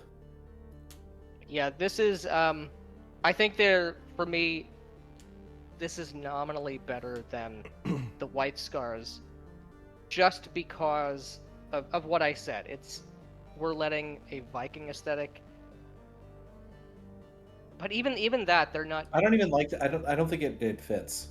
I mean, to be well, honest. a Viking aesthetic would fit more than a Mongolian aesthetic. Yes, but I don't think either I agree with you. It doesn't really work, and they don't seem like they're doing Viking things, really. I think the werewolf thing could be interesting. Because this rogue trader picture of Leman Russ is cool. This is not a Viking in space. He's got skulls on his shoulder pads. He has some Vox machine shoved into his lower mandible, cybernetics into his brain and into his eye socket, and there's some guys standing behind him, presumably his other space marines that look weird as shit. There could maybe be something interesting you do with a werewolf angle that they're trying to harness or contain or stop, kind of like how, I don't want to get too far ahead, but how at least I've heard you talk about the Red Thirst or the Black Rage with the Blood Angels, but again, you already have them doing something like that. Do you need a werewolf and a vampire? I don't know. So I've uploaded 2 pictures of Leman Russ for you into the chat of what he looks like now, of what they're going. This guy is a loser. I don't like this. So I'm going to put it on screen now for those of you at home. The guy on the right, this is just a barbarian in any setting ever, and has no connection to 40k whatsoever. That's what I don't like about another thing I don't like about the Space Wolves. They have such potential narratively. If you did them as actual Vikings, so each wolf pack is in one small ship, and all they do is they raid beyond the Imperial plane. They go and they find new areas. They explore. They work with rogue traders to set up trade routes like actual Vikings. They actually go out there and explore, and they're in these small little packs. They're on their own. They're doing their own thing. I would say if you nuke the White Scars, sorry, White Scars fans, but if you nuke the White Scars and gave their hunting aesthetic, their ranging far and wide aesthetic to the Space Wolves, that would really work well. And that would be way more interesting. Yeah, you start making them like retards in the Horus Heresy as well. Be way more interesting. It might be slightly more interesting. I don't like the Viking aesthetic. Do you think they're broken at source, rather than, Yeah, it's so everything that you've told me about their it's too fantasy. It's too fantasy. It's too medieval. And but the thing is, it's medieval in the wrong way. It's again, because this is the same thing with the Mongolians, is it's hard to actually cast the Vikings as good guys. Yeah. Historically, they were just out there murdering and raping and taking slaves and they and torturing people. They were not civilized people. And if you're looking at, and they may have been tremendous warriors and things like that, but it clashes that we have this kind of weird pagan Viking vibe going on with the rest of the Empire, which is turbo Gothic Catholicism, in space. It doesn't really fit for me.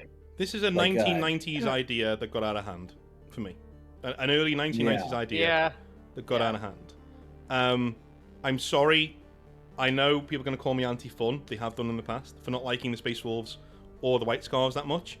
But like, fuck them. Do my head in. Like, you know, they gotta go. Like, yeah, you're right. This is a very 90s idea that's gotten out of hand. It's like this feels like an edgelord type of thing. Like It's not even so it isn't dark. even really Like, edgelord. It's just this is just like basic bitch kind of that's what I'm saying. things though. that are cool. It's an edgelord thing. Like I dress up like the Crow. You know, like yeah, okay, you're I would cringe at as least be fuck. cooler. I would be Every more fucking gothic. okay, here's no. Every fucking person you've ever met who has rune tattoos on them, Oh yeah. yeah. they're like Yeah, I'm a worshiper of Odin. Fuck Shut off. up. No, you're Like not. this, So it's fuck so off. cringe. It's so stupid. Mm. Get out is what I say. Yeah. Space Wolves, no. Okay. Now here's what I'll say. Okay. I Catharsis. Sweet catharsis for North. You know. this guy from the Rogue Trader picture has to be. Can you put that in chat? 40K. Can you? Oh yeah. So I can put it on the screen. Yeah, I got it right here. And what we'll do, I need to take a piss after this. So what we'll do, we'll take a quick 2-minute break, Sure. and then we'll do the next Oh, yeah. 4, and then we'll call it for tonight, and we'll do another episode because we got Yeah. 15 to go, dudes. We're gonna be here for a while. There we go. Let's see if we got it. Oh, here he is. Yeah. Oh yeah, dude. This is That was the guy. Lehman Russ from This is Lehman Rogue Russ Trader. from Rogue Trader, which is like HR Giger. Yeah. You know, What it's like- these guys look, and this may be a shitty idea too, but it would be way interesting. And as far as I know, there's no Space Marine chapter that does this. I'd like to see a Space Marine chapter that is quasi-heretical, that is at least nominally sympathetic to the tech cult. Oh, there is. We're gonna cover them in a minute. There is. Yeah. Okay. When we get to the Iron Hands, you ain't seen nothing yet, brother. We're gonna be. I think you found your Space Marine Legion. Nice. So, yeah, those guys. Their main motto is "The flesh is weak," and we're gonna get to them in a bit. Oh my god, they're so right. Right. Yeah. Unfortunately, their Make us Primarch chat. got his head cut off by Fulgrim, but we'll get into that when we get into that. Mm-hmm. But he's not dead technically. He's a spirit in the warp, and sometimes he comes back. It's a lot. Here's the thing: Get into it a bit. with any fantasy or sci-fi nerd kind of property, no one is ever really dead. Yeah. And can still even if make they money from die, you can still you can resurrect them somehow. Dude, this guy's the shit. Yeah, it's fucking This awesome. is Dude, so cool. I'm telling you that, yeah, like if you haven't looked deeply at the Rogue Trader 40K first edition manual, it's so good. Yeah. I've seen it, but there's just different pieces of artwork that just are lost to the memory. Do you know what I mean? Or you just flick past it and you go, okay, rules. It's like the you the know. game is like so exciting too as well. Like it's really weird. I'm interested to take a look at second edition as well.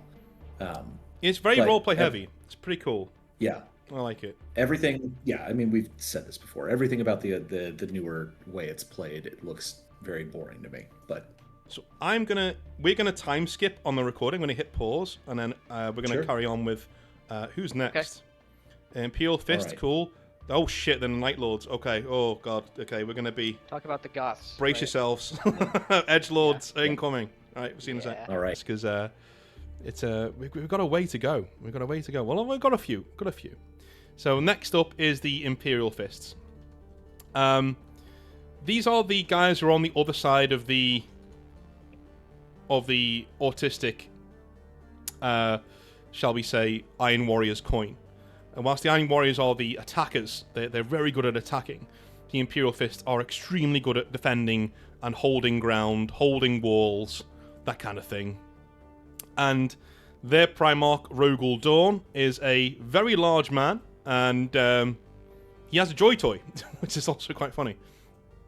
And he is known as the Praetorian of Terror, because he is the guy who is leading the defenders of Terror during not the Great Crusade, the Horus Heresy. And pretty cold, pretty stoic. He's essentially the human form of a brick wall. And in a good and bad way. Essentially the human form of a brick wall. I've uploaded him there for you. That is what the Imperial Fist look like, and there's our first model picture of the day, I think. There's proper model picture. So, these guys have a weird kink to them. Not like the Emperor's Children kink, I mean like a normal kink. In that, they are kind of knightly, and the Black Templars, I'm sure you've heard of the Black Templars, they are descended from the Imperial Fists. Now, the Imperial Fists have a distinction of the most interesting member of their legion isn't their Primarch. It's a man called Sigismund. Sigismund is the greatest man who ever lived. He's just the most awesome fucking dude. He starts to fall into the Emperor as a god concept. He starts to feeling that there's something here. He's one of the best fighters in the Great Crusade. He's so good, other Space Marines sort of have posters of him on their wall, sort of a thing. He's the only Space Marine who can go into the gladiatorial pits of the World Eaters, and they see him as one of their own. So much so that he starts chaining his weapon to his hand, to his fists, so that he doesn't lose it if he falls over or if he's swept up in combat, which is what the World Eaters do. It's like a mark of respect from them to him that he's allowed to do that. And he essentially says to Dawn, halfway through the Horus Heresy, he admits his feelings, sounds weird, his feelings to Dawn, and says, look, I think the Emperor's a god, essentially, and I have this religious belief. And Dawn banishes him, says, get the fuck out, go fight in Pluto somewhere, you're not allowed on Terra. Sigismund's such a badass, he fights in nearly every war zone as the traitors get closer and closer to Terra, and ends up on Terra. And when all hope seems lost, Rogel Dawn says to him, okay, we're still not on good terms, but I just want you to hurt them. Just hurt them. Do whatever you can to them, just hurt them. We're going to lose, but make sure you hurt them. So what he does, he basically dons all black armor and frames himself as the Emperor's champion. And he strides around Terra, the siege, on his own, challenging Chaos champions of the traitor legions. One-on-one. And he cuts them down one by one. He doesn't lose. He even beats Khan the Betrayer, which is huge, because Khan is no slouch. Khan is amazing. And he kills him. Like, literally kills him. He needs to be... Khan is eventually resurrected by Khorne, because of course he is, but he kills him. Just straight up, gets rid of him. And there is a really, really cool thing that they changed to be a Blood Angels line, but originally it was a Sigismund line, where a Night Lord, when they're fighting, he says, Sigismund, I am, Lord Fuckface of the Night Lords, blah, blah, blah, blah. There's the breaker of the siege of the... There's all of these things. And Sigismund just says, never heard of you. And goes into a ready stance and kills him in 2 seconds. Like, literally starts toying with him to the point that the Night Lord says, brothers, help me, help me. And Sigismund says, that was always the problem with your legion.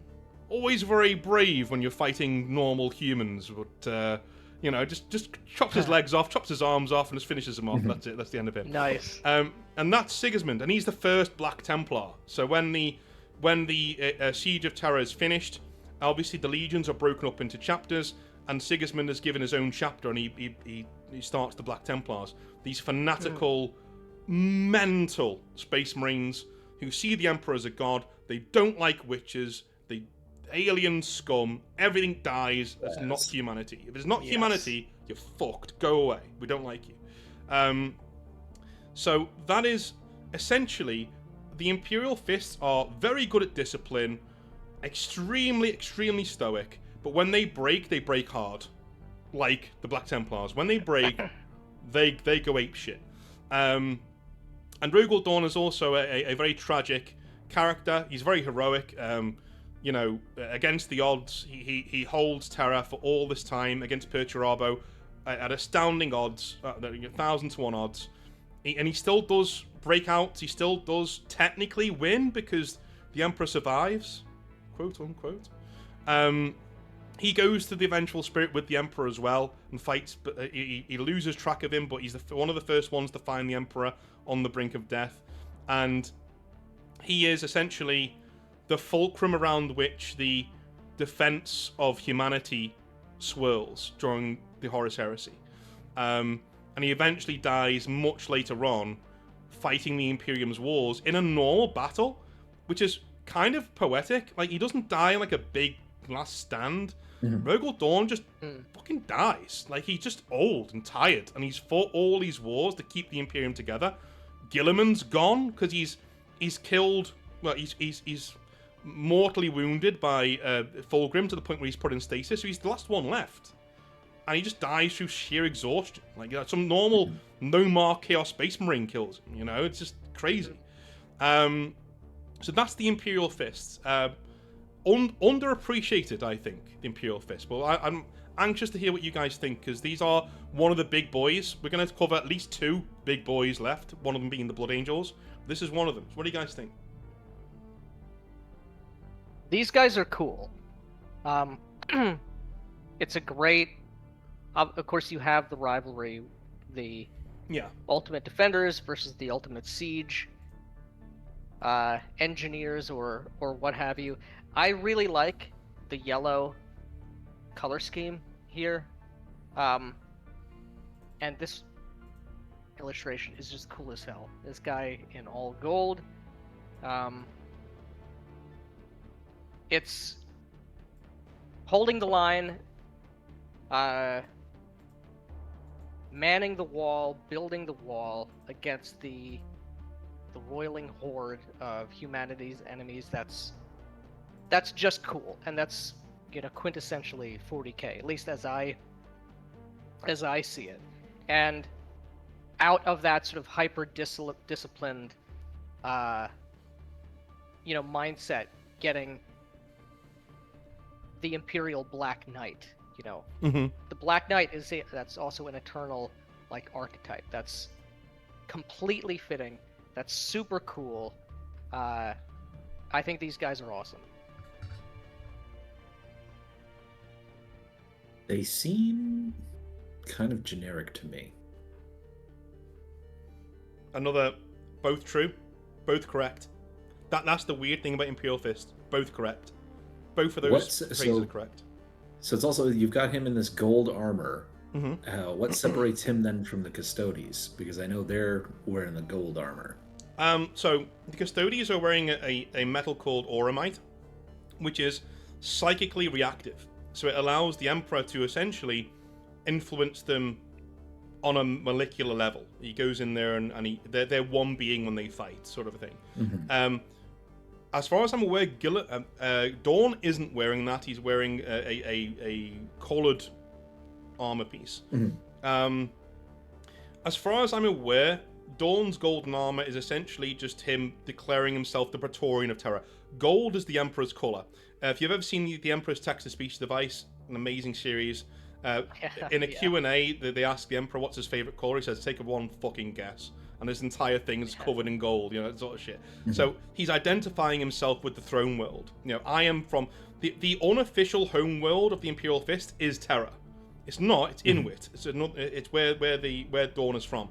But the unofficial home world is actually the throne world itself. That's where they live. That's where they are at all times. And even their spaceship's called the Phalanx. And it's essentially a small planetoid. It's this huge... I like that. Yeah, it's this huge ship that Dawn fucking built. Like, this wasn't given to him by the Imperium. He already had the Phalanx when the Emperor found him. When the Emperor came to pick him up, he met him in space. You don't need to come to my world. I'll bring my world to you, and I will come and see you. And that's just who he is. You know, he's an incredible builder. He is the master of defensive siege works, and I agree with what you're saying. Generic is something that has come up with the Imperial Fist a lot, but I think they suffer from the fact that as a defensive army, They don't have as much personality as others, and they are well outshone by the Black Templars. That is a known thing in the hobby.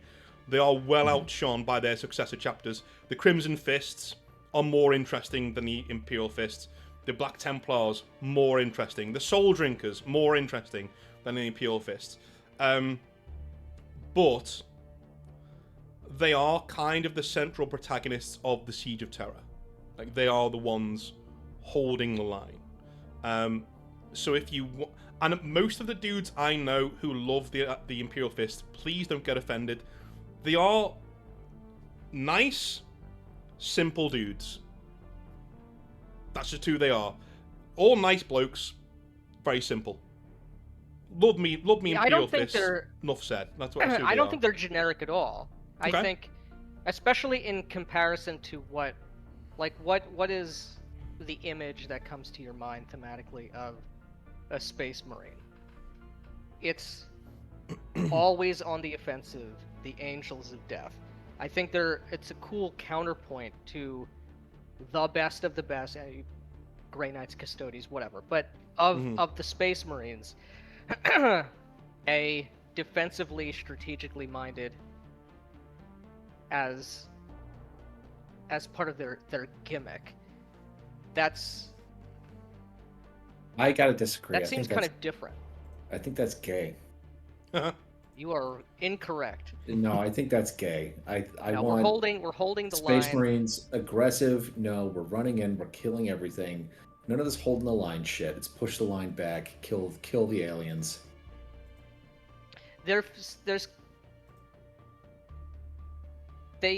These guys seem cool to me in a similar way to the idea of the Guardsmen seemed cool to me.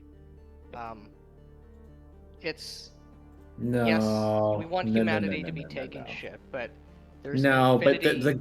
but the Guardsmen are way different because they're not Space Marines. That's just dudes, you know. Yeah. That makes them awesome because they are so disadvantaged compared to everything else out there. And they're out there when there's not enough Space Marines, you know, to fight all the battles. These guys just got to do it. That's way more scrappy and cool than I wear yellow armor. I like these guys. I will say the Imperial Fists do fight alongside the Imperial Guard a lot. There's probably reason for that, because they're both defenders. They're both seen as, you know, the bulwark that holds the line. Dawn was actually one of the Primarchs who railed against the Codex Astartes that broke up the legions into smaller chapters. Mainly because his legion had the most to lose. It was very large, and he'd done most of the work, heavy lifting in the Horus Heresy. And he did get hoodwinked by... He does have that in him. He's got that rage in him that he tries to quieten down, but it's there. And it's almost like a sad anger, you know, like when he goes after Perturabo. It's almost like one of those. But I think he suffers from the fact that the deeds of the Imperial Fists eclipse the Imperial Fists themselves. The Imperial Fists are there to defend Terra, and they did it well, but it's not very compelling. It's very admirable, but it's not exciting to read about, really. When everything you're doing is a slow backward step, that kind of a thing. I absolutely respect the Imperial Fists. I like their color scheme. I like their history, but I do think they suffer from their successor chapters being far more interesting than them, because they're the Imperial Fists with some extra personality in there as well. But that was cool though. I like that. I like the discussion. I like that we're getting different opinions here. It's good. It's good shit. Yeah. We may get some different opinions on this next one. If they are up next. I think they are. Let's have a look. Ooh, they are. Okay. So it's Night Lord's time. Hell yeah. So the Night Lords are essentially the act of saying fuck it, we ball when writing something. they're crazy in a way that man. Yeah. I like that. in a way that I like bats. yeah, you like Batman? Yeah. You're about to see 40k Batman, literally. So the Night Lords are led by a man named Conrad Kurz. And he came to his pod. I like the last photo in there is more claws per claws. Yes. His fingers have Yes. claws, and he's got wrist claws. This is great. Yeah. So the Perturabo came to rest at a world called Nostromo, named after the spaceship that is in Alien, of course. Of course. And he essentially, this is a world of eternal night, and it is a world where the suicide rate is ridiculously high. It is an industrial hellhole. It's Gotham turned up to 21 from 10, right? It's ridiculous. He is there, and nobody brings him up. He's there on the streets on his own, and he grows up, and he sees this world, and the crime, and the evil that's in the world, and he essentially becomes a Dark Avenger. He becomes Batman, essentially. Yes. He puts a cloak on, but not a normal cloak, a cloak made from the skin of wrongdoers, because he is a mentally unstable Primarch, and he just starts. He says, "If you will not do what you're told, I will make you fear me." Turning up. I'm not disagreeing with that. I don't know why you're saying he's mentally unstable. Oh well, we'll see. We'll see when He's actually got a kind of super sanity. when we will get to it. We will get to it. This is the calm version of Conrad Kurz we're talking about here. Even I like him in this stage. So he essentially brings order to his world through terror. He will corner somebody who stole a loaf of bread. He will skin them alive and put that on a recording, take over every TV station, and he will say, if you do this, I will find you. It may not be me, but I'm out there. I have to ask Nick a question here. After hearing this little bit of the description, are you sure that the yellow guys were not generic? Because this is awesome. Now I you're agree, this speaking is by awesome. language. I don't think it's generic. I think it's a very simple, less but less exciting. I wouldn't call it generic though. I would agree it's less exciting than Space Batman. So the Night Lords get better. Yeah. So the Emperor turns up eventually, and he finds this calm world, but it's calm as in everyone's just treading on eggshells because they're not sure when. He calls himself the Night Haunter. No one knows when he's going to turn up. He's 12 feet tall, and he's just a lunatic, right? So he's just going around, and as soon as he sees, son, I found you. yeah. As soon as he sees the Emperor, he breaks down because his prescience awakens. He can see the future, right? In Conrad Kurz, and he knows how he's going to die from this moment. The tragedy of Conrad Kurz is that he never tries to avert it. He leans into it because he knows he's going to die by an assassin sent by the Emperor because he betrays him in the end. He knows. He doesn't know how, but he knows. He doesn't tell him, and he doesn't even try. He takes over his legion, and they become the Fear Legion. They do things to worlds that are so heinous that if an Imperial world stops paying its taxes, all you need to do is hint that the Night Lords might be somewhere in the vicinity. All taxes are paid. Everyone's being good. Everyone's everyone's happy because they don't want to see that the Space Marines drenched in human skin turning up. They are, in Conrad Kurz's own words, they are the purest form of justice. There is no grey in morality. It is black and white. If you do wrong, this is what you get. He nearly kills Rogel Dawn. Sorry, Dawn. Jesus. He nearly kills Rogel Dawn of the Imperial Fist because they're in the same war zone. They have a disagreement. And Dawn is so pissed at this guy because obviously they've taken this world and they put up a hell of a fight, and they were killing civilians. These guys, the enemy that they're fighting, they were killing civilians. And so Dawn is just doing his own thing, and he's erecting not statues, fortresses and stuff.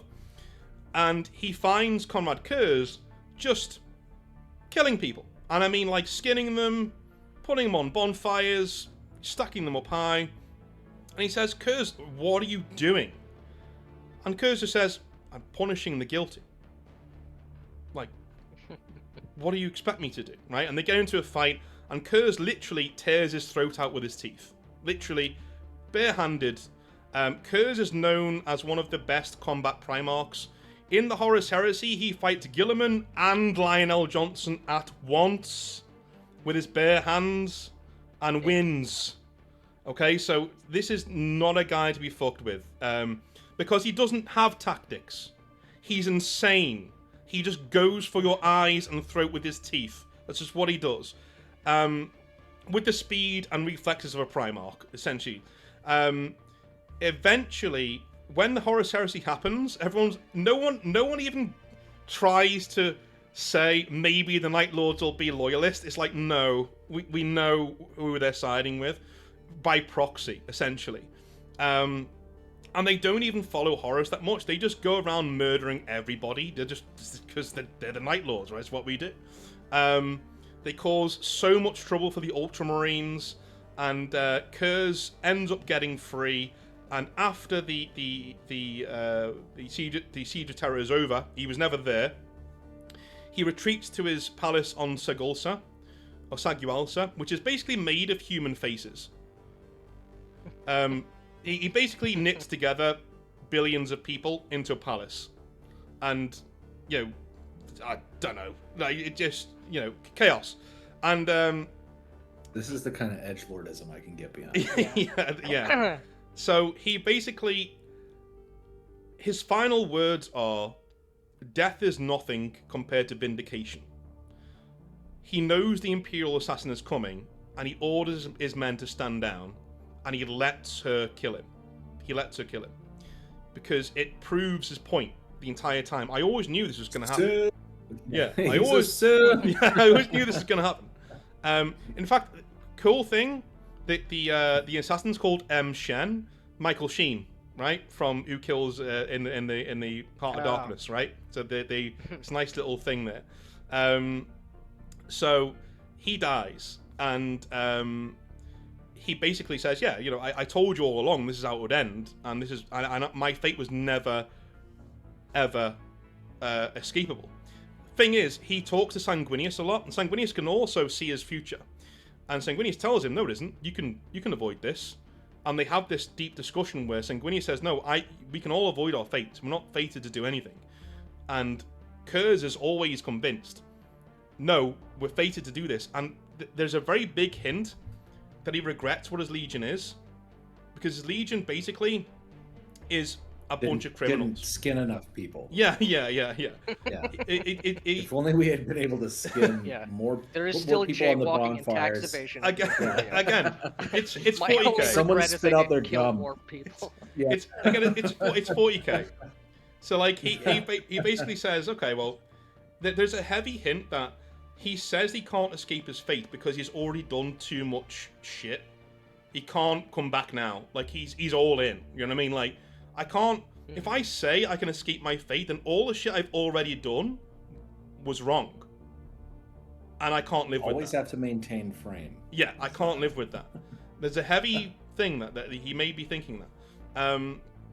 And of course, he destroys his own homeworld because they basically backslide when he's gone, when he's leading his Legion. So he just goes back and nukes it.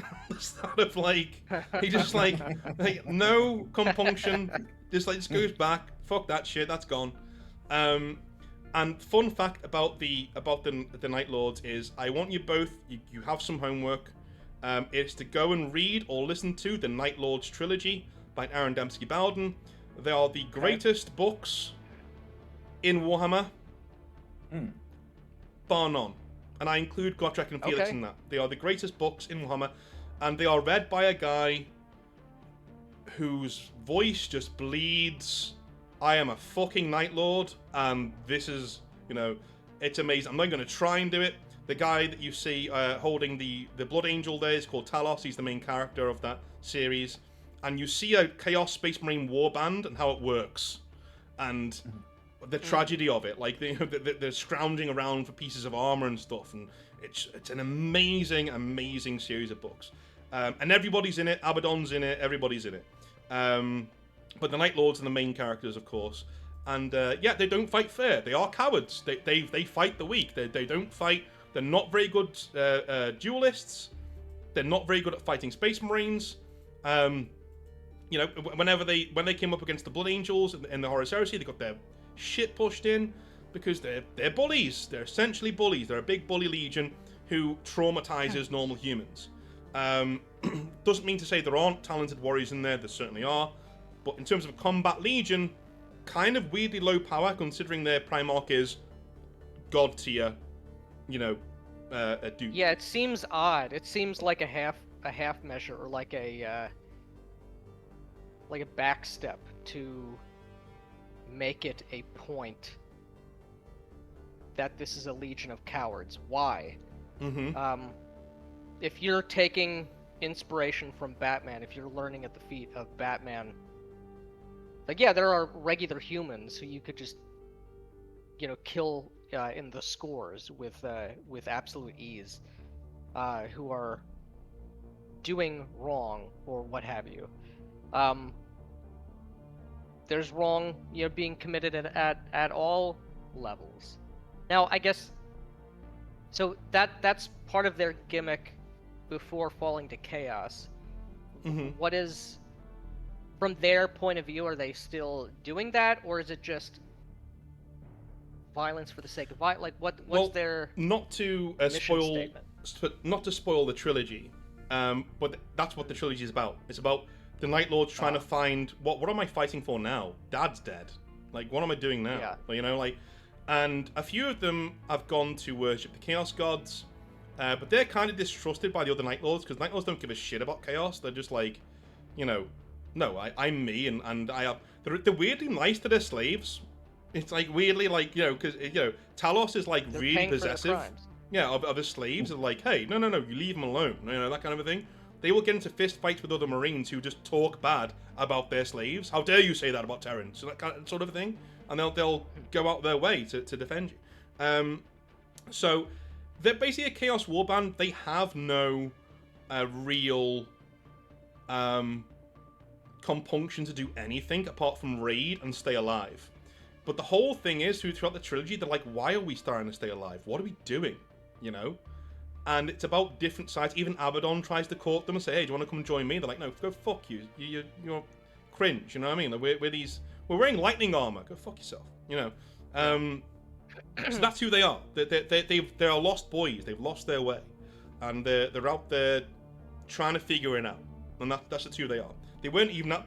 There was like a few warbands at the Siege of Terror, but the Legion itself was just out there causing mayhem, just invading worlds and being like, yes, turn these old people into paste. It's awesome.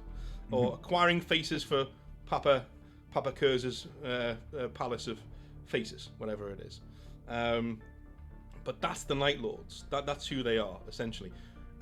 Weirdly easy to paint, considering that their paint scheme is so full of lightning. It is quite an easy scheme to do. When you're taught how to do it, it's quite an easy scheme to do.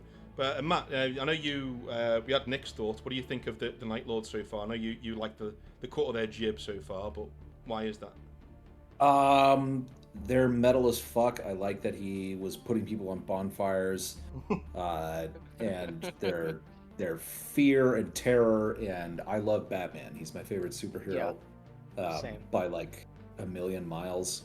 And it's like, what if Batman, but more? Yeah. You know? What if Batman did kill and was also 15 feet tall? It's like Batman and Judge Dredd. Yes, good, yeah. Well, Judge Dredd is actually in the setting, of course, because oh, nice. The Adeptus Arbites are. There are millions of Judge Dredds out there. That's what they are. They are the police of the Imperium. Cool. And they're the best class to play as in Darktide and Rogue Trader too. They're very, very funny. With Cyber Mastiffs, which is the most British thing ever invented by anybody. So, those are the Night Lords. At the end of the first 10, I'm going to ask both of you if I've convinced you to get one pack of 10 Heresy Marines and what colour you're going to paint them in if you did do that. But, on next of the traitor legions we're going to cover today.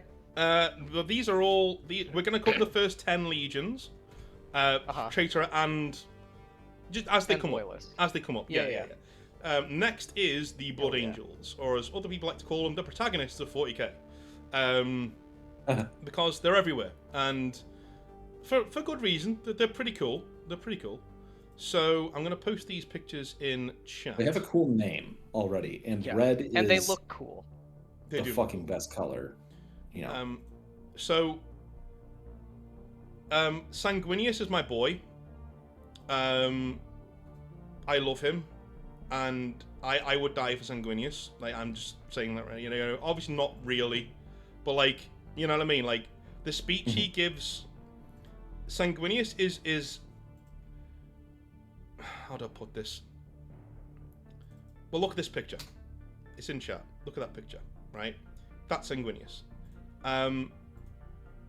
The Blood Angels were one of the original Legion's Space Marine chapters to really get airtime in 40k. And when I say 40k, I mean the whole thing.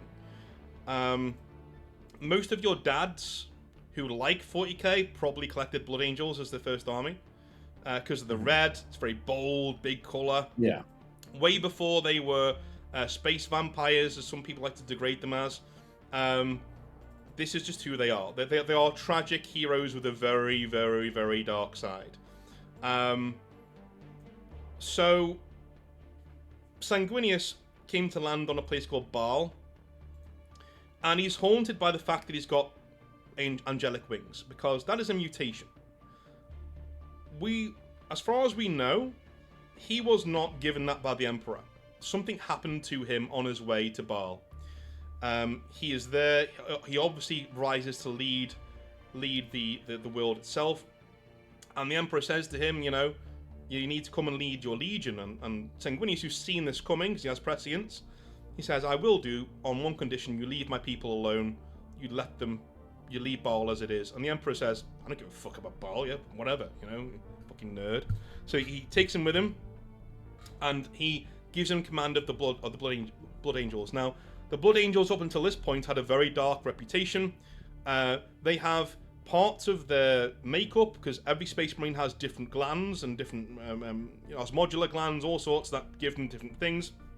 The Blood Angels had an overactive gland that allowed them to absorb the memories and skills of slain opponents by eating them, essentially. They were called the Revenant Legion because they just killed you and they ate you. That's what they did. They would even eat their own servants, and it was seen as like an honor, you know, to have your blood drunk by the Blood Angels and the Revenant Legion. And they were kind of crazy. They were going down the Night Lord path until Sanguinius turns up and he sets that on the right path, essentially. He takes the red first, as it's called, and he challenges... Yeah, we eat bad people now. That's basically what he does. He's the only Primarch that pretty much every other Primarch likes. I think him and Kurz even have kind of alright conversations, and it fucking Kurz, you know, like, it's crazy. And he is one of the Primarchs who leads the fight back on Terra during Horus Heresy. In fact, he's the Primarch. Whilst Dawn is the general in charge, Sanguinius fights everywhere. Whenever there's somewhere about to break, the Angel comes across and lands. And if you're a normal... You look at those guardsmen on that picture. If you're a normal guardsman, and that guy comes down and says, do not fall back, I will stand here and die with you, you fucking stay where you are, and you hold that place. And he does that throughout the entire of the Siege of Terra.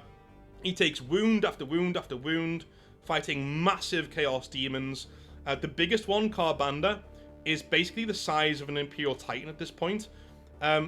Sanguinius, in front of the traitor host, takes him in the air and breaks his back across his knee and throws him back into the traitor hordes, just to rally the defenders one more time. At the final gate of the Imperial Palace, he sends everybody away, or tries to. He says, look, if you don't want to be here, if you want to spend the last... Well, we all know we're going to die here now. You now know where you're going to die. It's here. It's here. It's now, right? If you don't want to fight with me anymore, and you want to go with your families and take your chances out in the wasteland, I'm not going to stop you. You go with my blessing, and you've done more than what anyone can ask of you, right? Including me. So absolutely, you should go. But I'm going to stay here. And I'm going to die here. This is where I'm going to die. And if you want to stay with me, I'd be honored to have you. And every single one of them stays. Everyone says, that's pretty badass. I'll fight with you. Cool thing is, they survive. and things don't go that badly. Thing is, Sanguinius knows when he's going to die. Or at least he thinks he does. He knows Horus is going to kill him. On the bridge of the Vengeful Spirit. And as all of the cards start falling into place, he has every opportunity to step off the ride. To go, nah, I'll stay here. The Emperor even forbids him, because Horus lowers the shield on his battle barge to tempt the Emperor to say, come and fight me on my ship. Let's end this now. And the Emperor says to Sanguinius, you're not coming with me. You're staying here.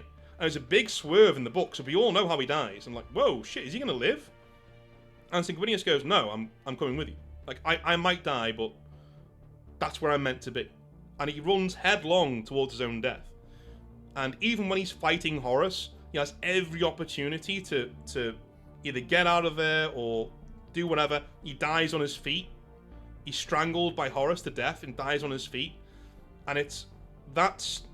Demons come in and they pin his corpse up against the wall, and the Emperor walks in and sees that, and that's what turns the Emperor, his heart to stone. He says, right, fuck this guy. Too far gone. That's my glorious hawk boy. And that's what... The ram has touched the wall, no mercy at this point, you know? And that's how he dies. But his death causes the Black Rage. It is this psychic backlash that all of the Blood Angels on Terra just become feral. They drop their weapons and they start eating the traitor Marines. They just start going at them and just pulling them to shreds. And just going completely crazy. To the point that they're even turning against loyalist Marines and just murdering them as well. They're murdering everybody, and it's all gone to shit. Eventually they come to their senses, and the Blood Angels are left with two big curses. Number one being the Red Thirst, which we've covered. The more interesting one being the Black Rage. The Black Rage can come across a Blood Angel. He thinks he's Sanguinius fighting Horus. That's how traumatic the fight with Horus was. He literally thinks he's Sanguinius, and he sees Horus everywhere and wants to kill everybody.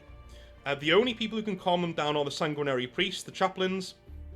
They put them into a trance, they lead them away, they paint their armor black, and they just send them at the enemy. Off you go. And they go in there, and they rip and tear until it is done, you know.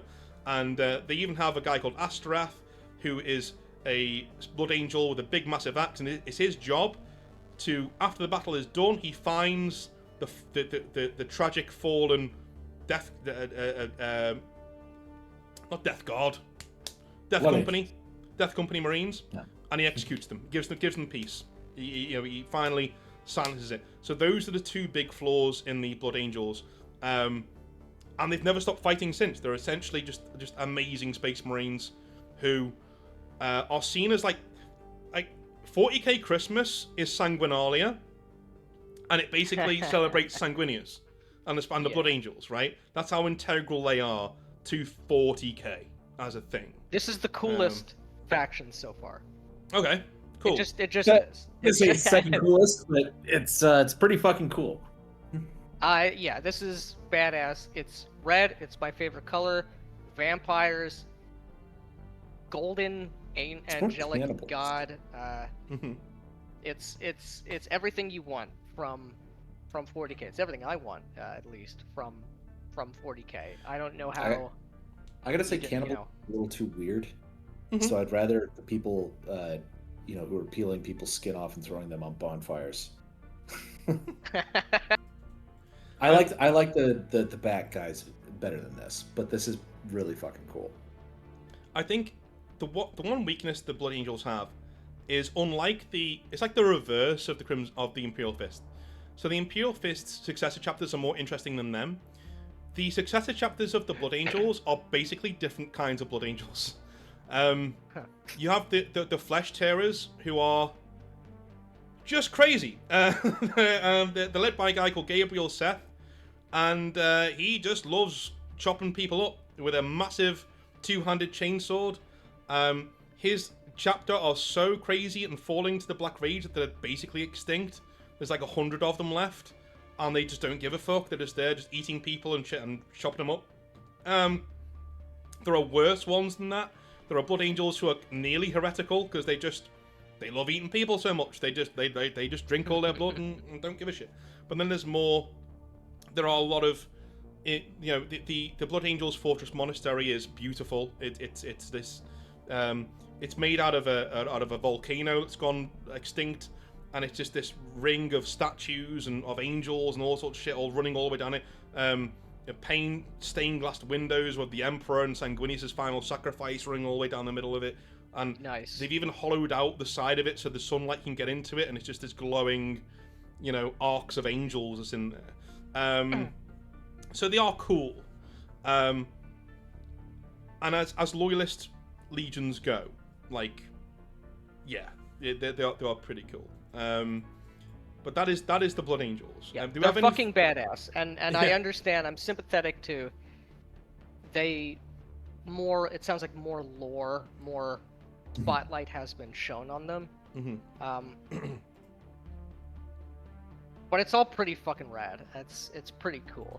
Yeah, I agree. Now, and not to get too far afield, is it the case that there's the Blood Angels are in charge of the Imperium now on the other side of the Great Rift? Yes, actually, good point, Nick. Cheers. Yeah, they are the Imperium Nihilus, which is the northern half of the Imperium, is under the direct control of Commander Dante. Dante is very old and just wants to die, and he's not allowed because even Sanguinius, whose spirit is in the warp, has told him, "You're not allowed to die.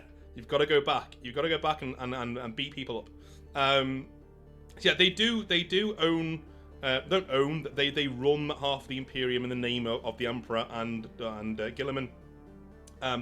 Guilliman we will not be talking about today because he's in the second half of this. There are a few big hitters to come.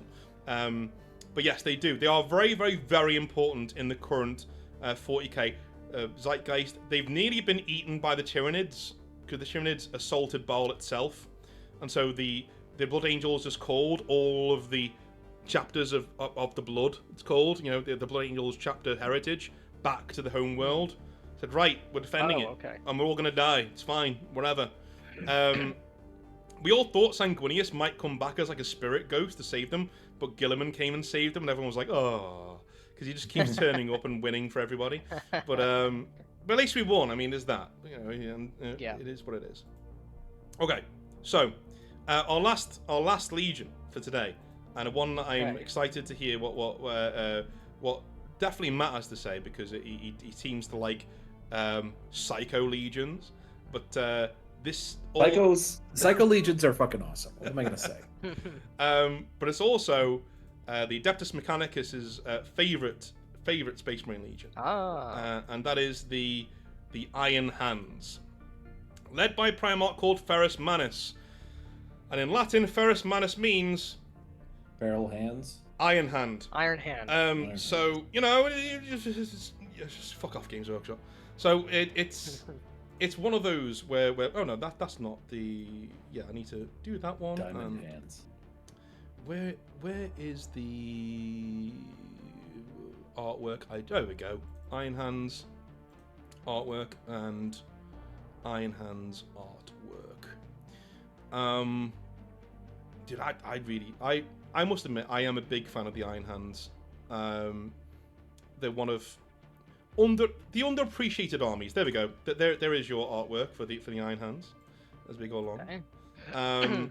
Ooh, I like the color scheme. I like the masks. That's much more of the Lehman Russ. Oh yeah, Yeah. If you Yeah, like that the Lehman original. Russ, that is an Iron Hand. Yeah, this is cool as shit. This Yes. is cool as fuck. Especially I the love last black. image with the Space Marine helmet and the cybernetics. This is what I want to play. By Yeah. the way, for my character, Nice. I chose the Death Watch because they had black armor. So this is it. Is this a Traitor Legion? No, they are No. loyalist. Good. They are All loyalist. right. Cool. Yeah. So the there is another chapter called the Raven Guard who are also wearing black. They're very stealthy and they're very clawy. They have claws a lot. And their Primarch is basically Edgar Allan Poe in Space Marine armor. So maybe hold off on that till we get to that. That's like the 19th Legion though, so that's way into the next episode. So the Iron Hands are the 10th Legion, the Iron 10th, and they are led by a man called Ferrus Manus, who dies very early on in the Horus Heresy. He is known as a complete technological savant. He can create awesome things, kind of like Perturabo, but he's more of a barbarian smith. He's kind of like the dad from Conan at the start, you know, makes an amazing weapon and he hands it off to people. Him and Fulgrim are best friends. So when Fulgrim turns against the Imperium, Ferrus Manus loses his shit, as you may, and his rage leads him to his own death. At the Drop Site Massacre, which we covered before very briefly, and I'd love to do this as well, like, because I'm so psyched you guys are getting into 40k. It's like, I know we're going to do a future episode on the rest of the legions, but if we could do episodes on the big battles, like the legendary battles of like what happened and why, that would be cool, because the Drop Site Massacre is tragic. It's really, really like not great for the loyalists. But Ferrus Manus, his rage gets his guys killed because he's so single-minded about killing Fulgrim that he leads his forces further and further and further in a wedge into the traitor battle line. So when the reinforcements turn against them, they're too far gone. They can't get back. Like they're literally slaughtered to a man. And Ferrus Manus can beat Fulgrim, but not demon-infused Fulgrim, and so he dies, unfortunately, there. So this legion has been wiped out, and all we have are successor legions. Too. No. So there are several. So each Space Marine Legion, remember, is 100,000 Space Marines strong, and it's really difficult to kill 10 Space Marines. Never mind 100,000. So and chapters are 1,000. Yes, chapters are 1,000. Okay. Yes. Okay. Got it. So a legion is like 100, 150,000. Like the Ultramarines have like 500,000. It's fucking ridiculous how many they have. So there are around a couple of thousand of them left, of the Iron Hands left. They escape, and they just start harassing the traitor legion. They refuse to re-record back to Terra. They just start. They assassinate, quote unquote, Fulgrim. Right? They literally... Fulgrim comes back as he's a demon, you know, he comes back, but they blow his head off at a meeting. They just stalk them through the galaxy and just fall upon them and kill them. All the time. Nice. And there's even Mortarion, who is the Primarch of the Death Guard. He's actually legitimately afraid of one Iron Hand Space Marine called Shadrach Medusan, who is just like... He just stalks him throughout the books and just keeps kicking his ass. This is a normal Space Marine who just keeps following a Primarch and just keeps blowing his head off. He comes back, obviously, because he's a demon Primarch, but he just, like, Medusan just makes like a sport of just trolling this guy, just like keeps following him, killing him. Hell yeah. He even gets this close. A bunch of Iron Hands get that close to killing both Mortarion and Horus. Fucking Horus. They get that close. They get way closer than Lehman Russ ever did. Like it comes to the point where, you know, most of the traitor Marines don't like black armor. Like they're just, because it's just seen as bad luck because they keep turning up. They're like Phantom Warriors. These guys keep turning up and keep just, you know, and the whole idea of black shields sort of starts with the Iron Hands, these guys who have lost all of their honor. They're like, we've lost our Primarch. We have no honor left. So they scour their paint off of and they paint it all black again with no insignia. We're just Marines now, and we fucking hate traitors. And they just go around. They don't obey any orders from anybody, and they just go crazy. As time goes on, the links between the Iron Hands and the Adeptus Mechanicus were always very close, because the Iron Hands were a technological builder legion. They loved modifying their tanks, their weaponry, all this other stuff. They would ingratiate themselves to Mars all the time. There was always a representative of the Iron Hands on Mars to pay homage to the priesthood, to make sure that they had their backing, and that remained from 30k through to 40k. In fact, it got kind of incestuous to the point where the phrase "the flesh is weak," the Iron Hands will go to the Iron Priests of Mars, and they will say, "Hey, I want to replace my head with a bionic." and they're like, "What? Yeah, just put my brain in there, but I want a metal head." And they go, "All right, cool." So they do that.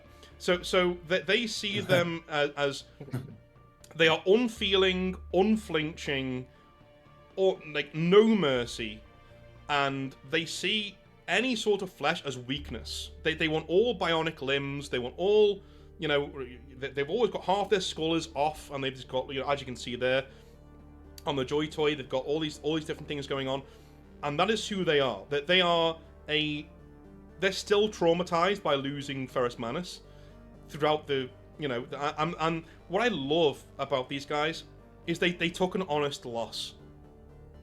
And that's so rare in 40k. It's actually a strength, not a weakness. They lost their fucking Primarch, dude. That's huge. And they lost him in such a bitch-ass way, right at the start of the Horus Heresy. And their entire history is dealing with the trauma of that. And going, do you know what? Fine, we're leaning into it. Yeah, we lost him, and we're going to make you pay for it in blood for 10,000 years. Fuck you. And that's just what they do. That's awesome. They are bitter. They make the Iron Warriors look cheerful. They're literally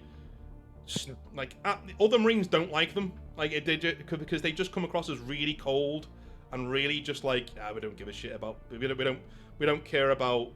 If you're a civilian, you don't want the Iron Hands turning up. I'd rather just face the Tyranids on my own, thanks. Because they would just be like, "Oh, the civilian's in the way. Good. That means there's cannon fodder over there, and we can do our job over here. That's fine, Or they'll go through you because you're just flesh. No one cares about you. There's millions of you. There's millions of you. I'm an Iron Hand. Go fuck yourself."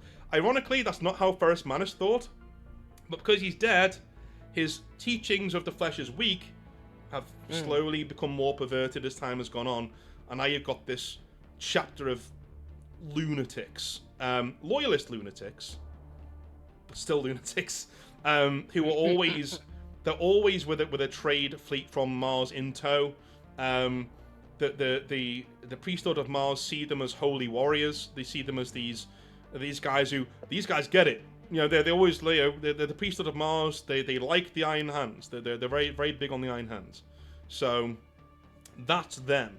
And I'm going to give my voice a break while you guys talk about the Iron Hands for a bit. I think these guys are cool. They're rad. Yeah, this is awesome. And it just no notes. It's another it's another proof that the Omnicide cult is not heresy. It is, well, it's not heresy. Yeah. Yeah. Who's saying it is? Did somebody tell you what it is? That's ridiculous. Whoever told you that needs a slap in the mouth. That's not true. Yeah. That is obviously not true. No, no that's awesome. I like that these guys don't follow orders and they just go fucking kill Chaos Marines. It's awesome. Yeah. Mm-hmm. Yeah, especially Emperor's great. children. Yeah, it makes me. The Emperor's children and them have this aeons-long rivalry now because obviously Fulgrim killed Ferrus Manus, so it's whenever they see each other, it's on. It's on. This knockdown, drag-out fight, and they've won more fights than they've lost with the Emperor's children as well, which is I'm wondering now that we're at the end of the episode whether I've convinced either of you guys to maybe look at one of these legions and go, maybe just a kill team, maybe just a one squad to dip my toe in the water, like maybe, because I know Matt's about to come into a whole lot of Marines, so Yes, indeed. will there be 10 of those becoming one of these legions, or are we going to stick to your Ultramarines, or what kind of a thing are you thinking about? Oh man, that's tough because these guys have lots of robotic parts. They do. Although I think I could probably talk to Shemek and get some. That's some okay. bionics. We don't need to. We Okay. don't need to. Add more shit. I do like the black color scheme as well. That's one of the reasons I was attracted to the Chaos Space Marines, because of the black and gold color scheme. Even though it's plastic and you can paint it any color you want. These guys are really cool. I do like the Batman Legion as well. Yep. Would if I was not you- all in There's on some the, other cool Mechanicus. ones in here, but I think these are my favorite of the loyalists so far. Would you, as a bonus, would you like me to cover the other black loyalist chapter now, the Raven Guard? Let's save it. Okay, Let's save cool. it for another. Cool. Yeah. Cool. I definitely would. All other things, having infinite time and money, from a thematics point of view, I definitely would be interested in picking up some of these guys. I think if I was to choose, the Blood Angels are really cool. I think they were the coolest. However, if I was going to get one of the loyalist factions, I think I would get the Dark Angels. The Dark Angels are so cool. What? I can see this right now is that this is the conquest of Mars beginning. Yeah. this is the Adeptus Mechanicus getting their Space Marine friends to Yes. Do the heavy To lifting. forcibly baptize the rest of the Imperium. Yeah. Dark Angels for the loyalists. Mm-hmm. As what I would be most interested in picking up, and absolutely the Iron Warriors were a traitor legion. I'm surprised that you went with Dark Angels. Yeah. I honestly thought the Iron Hands. I thought it'd be the other way around. I thought The Iron Hands are really cool too, though. Yeah, The Iron Hands are really cool, but if I already have the Mechanicus, yeah, but they. No, that's true. Or I'm not thinking. I'm thinking the other one. I'm thinking. What was the one? Iron Warriors are traitors, and Yeah. Those guys are rad. but that's the thing with 40k, is that for all of the Space Wolves and White Scars, there are Iron Warriors, Iron Hands, Dark Angels, Blood Angels, all these other things, and you're just like, I don't know what to do. Like, I just like all of these. All the Yeah. Chaos Marines are cool. Like they just look Yeah. so fucking metal. I like every except for the Space Wolves and the White Scars. I thought all the factions were very cool in different ways. I am tempted to get an Iron Fist group to prove you wrong, that we are going to hold the line. We're going to build the biggest castle wall. We're going to build the biggest Imperial gun Fist is battery. a big yellow dudes. Big fuck you symbol. So the fun fact, there is a meme called the Angry Marines, where they're all just like the symbols is this, just that. Nice. And they are painted in Imperial Fist colours as well. Do you like? So a question for Matt, because of the chaos sort of inspiration. Do you have a favorite traitor legion so far, like from what you've read on your own and what we've covered today? Do you have like a traitor? I can remind you of who they are if you need me to. I really liked the one with the 50-foot tall guy. Iron Warriors. Yeah. The Iron Warriors are pretty cool. Yeah. I like the ethos of the Batman people. There is also the Black Legion, which I think you mentioned before. The Black and Gold, they're the Black Legion. So they're the Black Legion, as seen in my That color outdated scheme is as so a- cool. Black It's and so gold. cool. Yeah. But the models are really cool too, because a lot of them have like the old, Darth Vader mask. Yeah, frills. mask. Well, they're coming Which back. I They're yeah, coming I back in saw 11th that. edition. Yeah. Yeah. Yeah. I love that color scheme, and I love the way that a lot of the models look. Their Yeah, out of spider all the tanks Chaos- or whatever the hell they are is cool. Out of all the Chaos Space Marine factions that I saw, this was the one that I thought looked the coolest. They got the fucking horns, and Yes. like they look evil and demonic, but I like that some of them have the weird flesh thing going on, but a lot of them it is just like crazy looking armor. I like that better Yeah. than I don't want like a body horror legion. Sure. I mean, I like about the Black Legion, and I guess we will cover them next time because they're the Lunar Wolves, Sons of Horus. That's what they turn into. Mm-hmm. But the Black Legion are everybody. That's what Abaddon does. He says, Yeah. "Hey, I don't care where you're from. If you're lost, come with me." Right. The whole phrase is, "In black and gold reborn." That's what they shout. That's a battle cry, right? Mhm. We're reborn in black and gold, and they're the Legion now. There's only one Legion really, because every other Legion sort of either turned on itself or shattered into war bands, and there's only really the Word Bearers, Iron Warriors, and Black Legion. They're the three that are united still. There are big, huge threats to the Imperium. Everybody else is like, you don't want to come across them, but they're not really gonna, I mean, Mortarion did his best with the Death Guard, but Gilliman beat him up in the end, and it's kind of one of those things. The bad thing about collecting Chaos Space Marines is you're never going to win. Not that you really care about that because you like them for what they are, but like in the lore, you're never really gonna get a win because you can't, because the setting would end. So like you can't really do much. But and the other big weakness is some of the. We'll get into this more next time, because a lot of the weaker motivations for becoming traitors are later on. So you got your you got the best one in the Word Bearers, but then you've got the Death Guard, you've got Thousand Sons, you've got Sons of Horus. I mean, even Horus turning to the Chaos is kind of retarded the way that he does it. The Alpha Legion, I'm dreading that. Well, he spent 10,000 years in the hyperbaric time chamber with Yeah. with the Chaos Gods. So I mean, yeah, The I mean, insanity for it. it's one of them. I'm dreading getting to the Alpha Legion because it's just going to be like, because they're number 20, so I know I'm going to be tired, and then it's going to be like, oh shit, the Alpha Legion. We're traitors, but we're not really traitors. But we're definitely no, we're not. But fuck off. So yeah, that is our first episode on 40k. Hell yeah.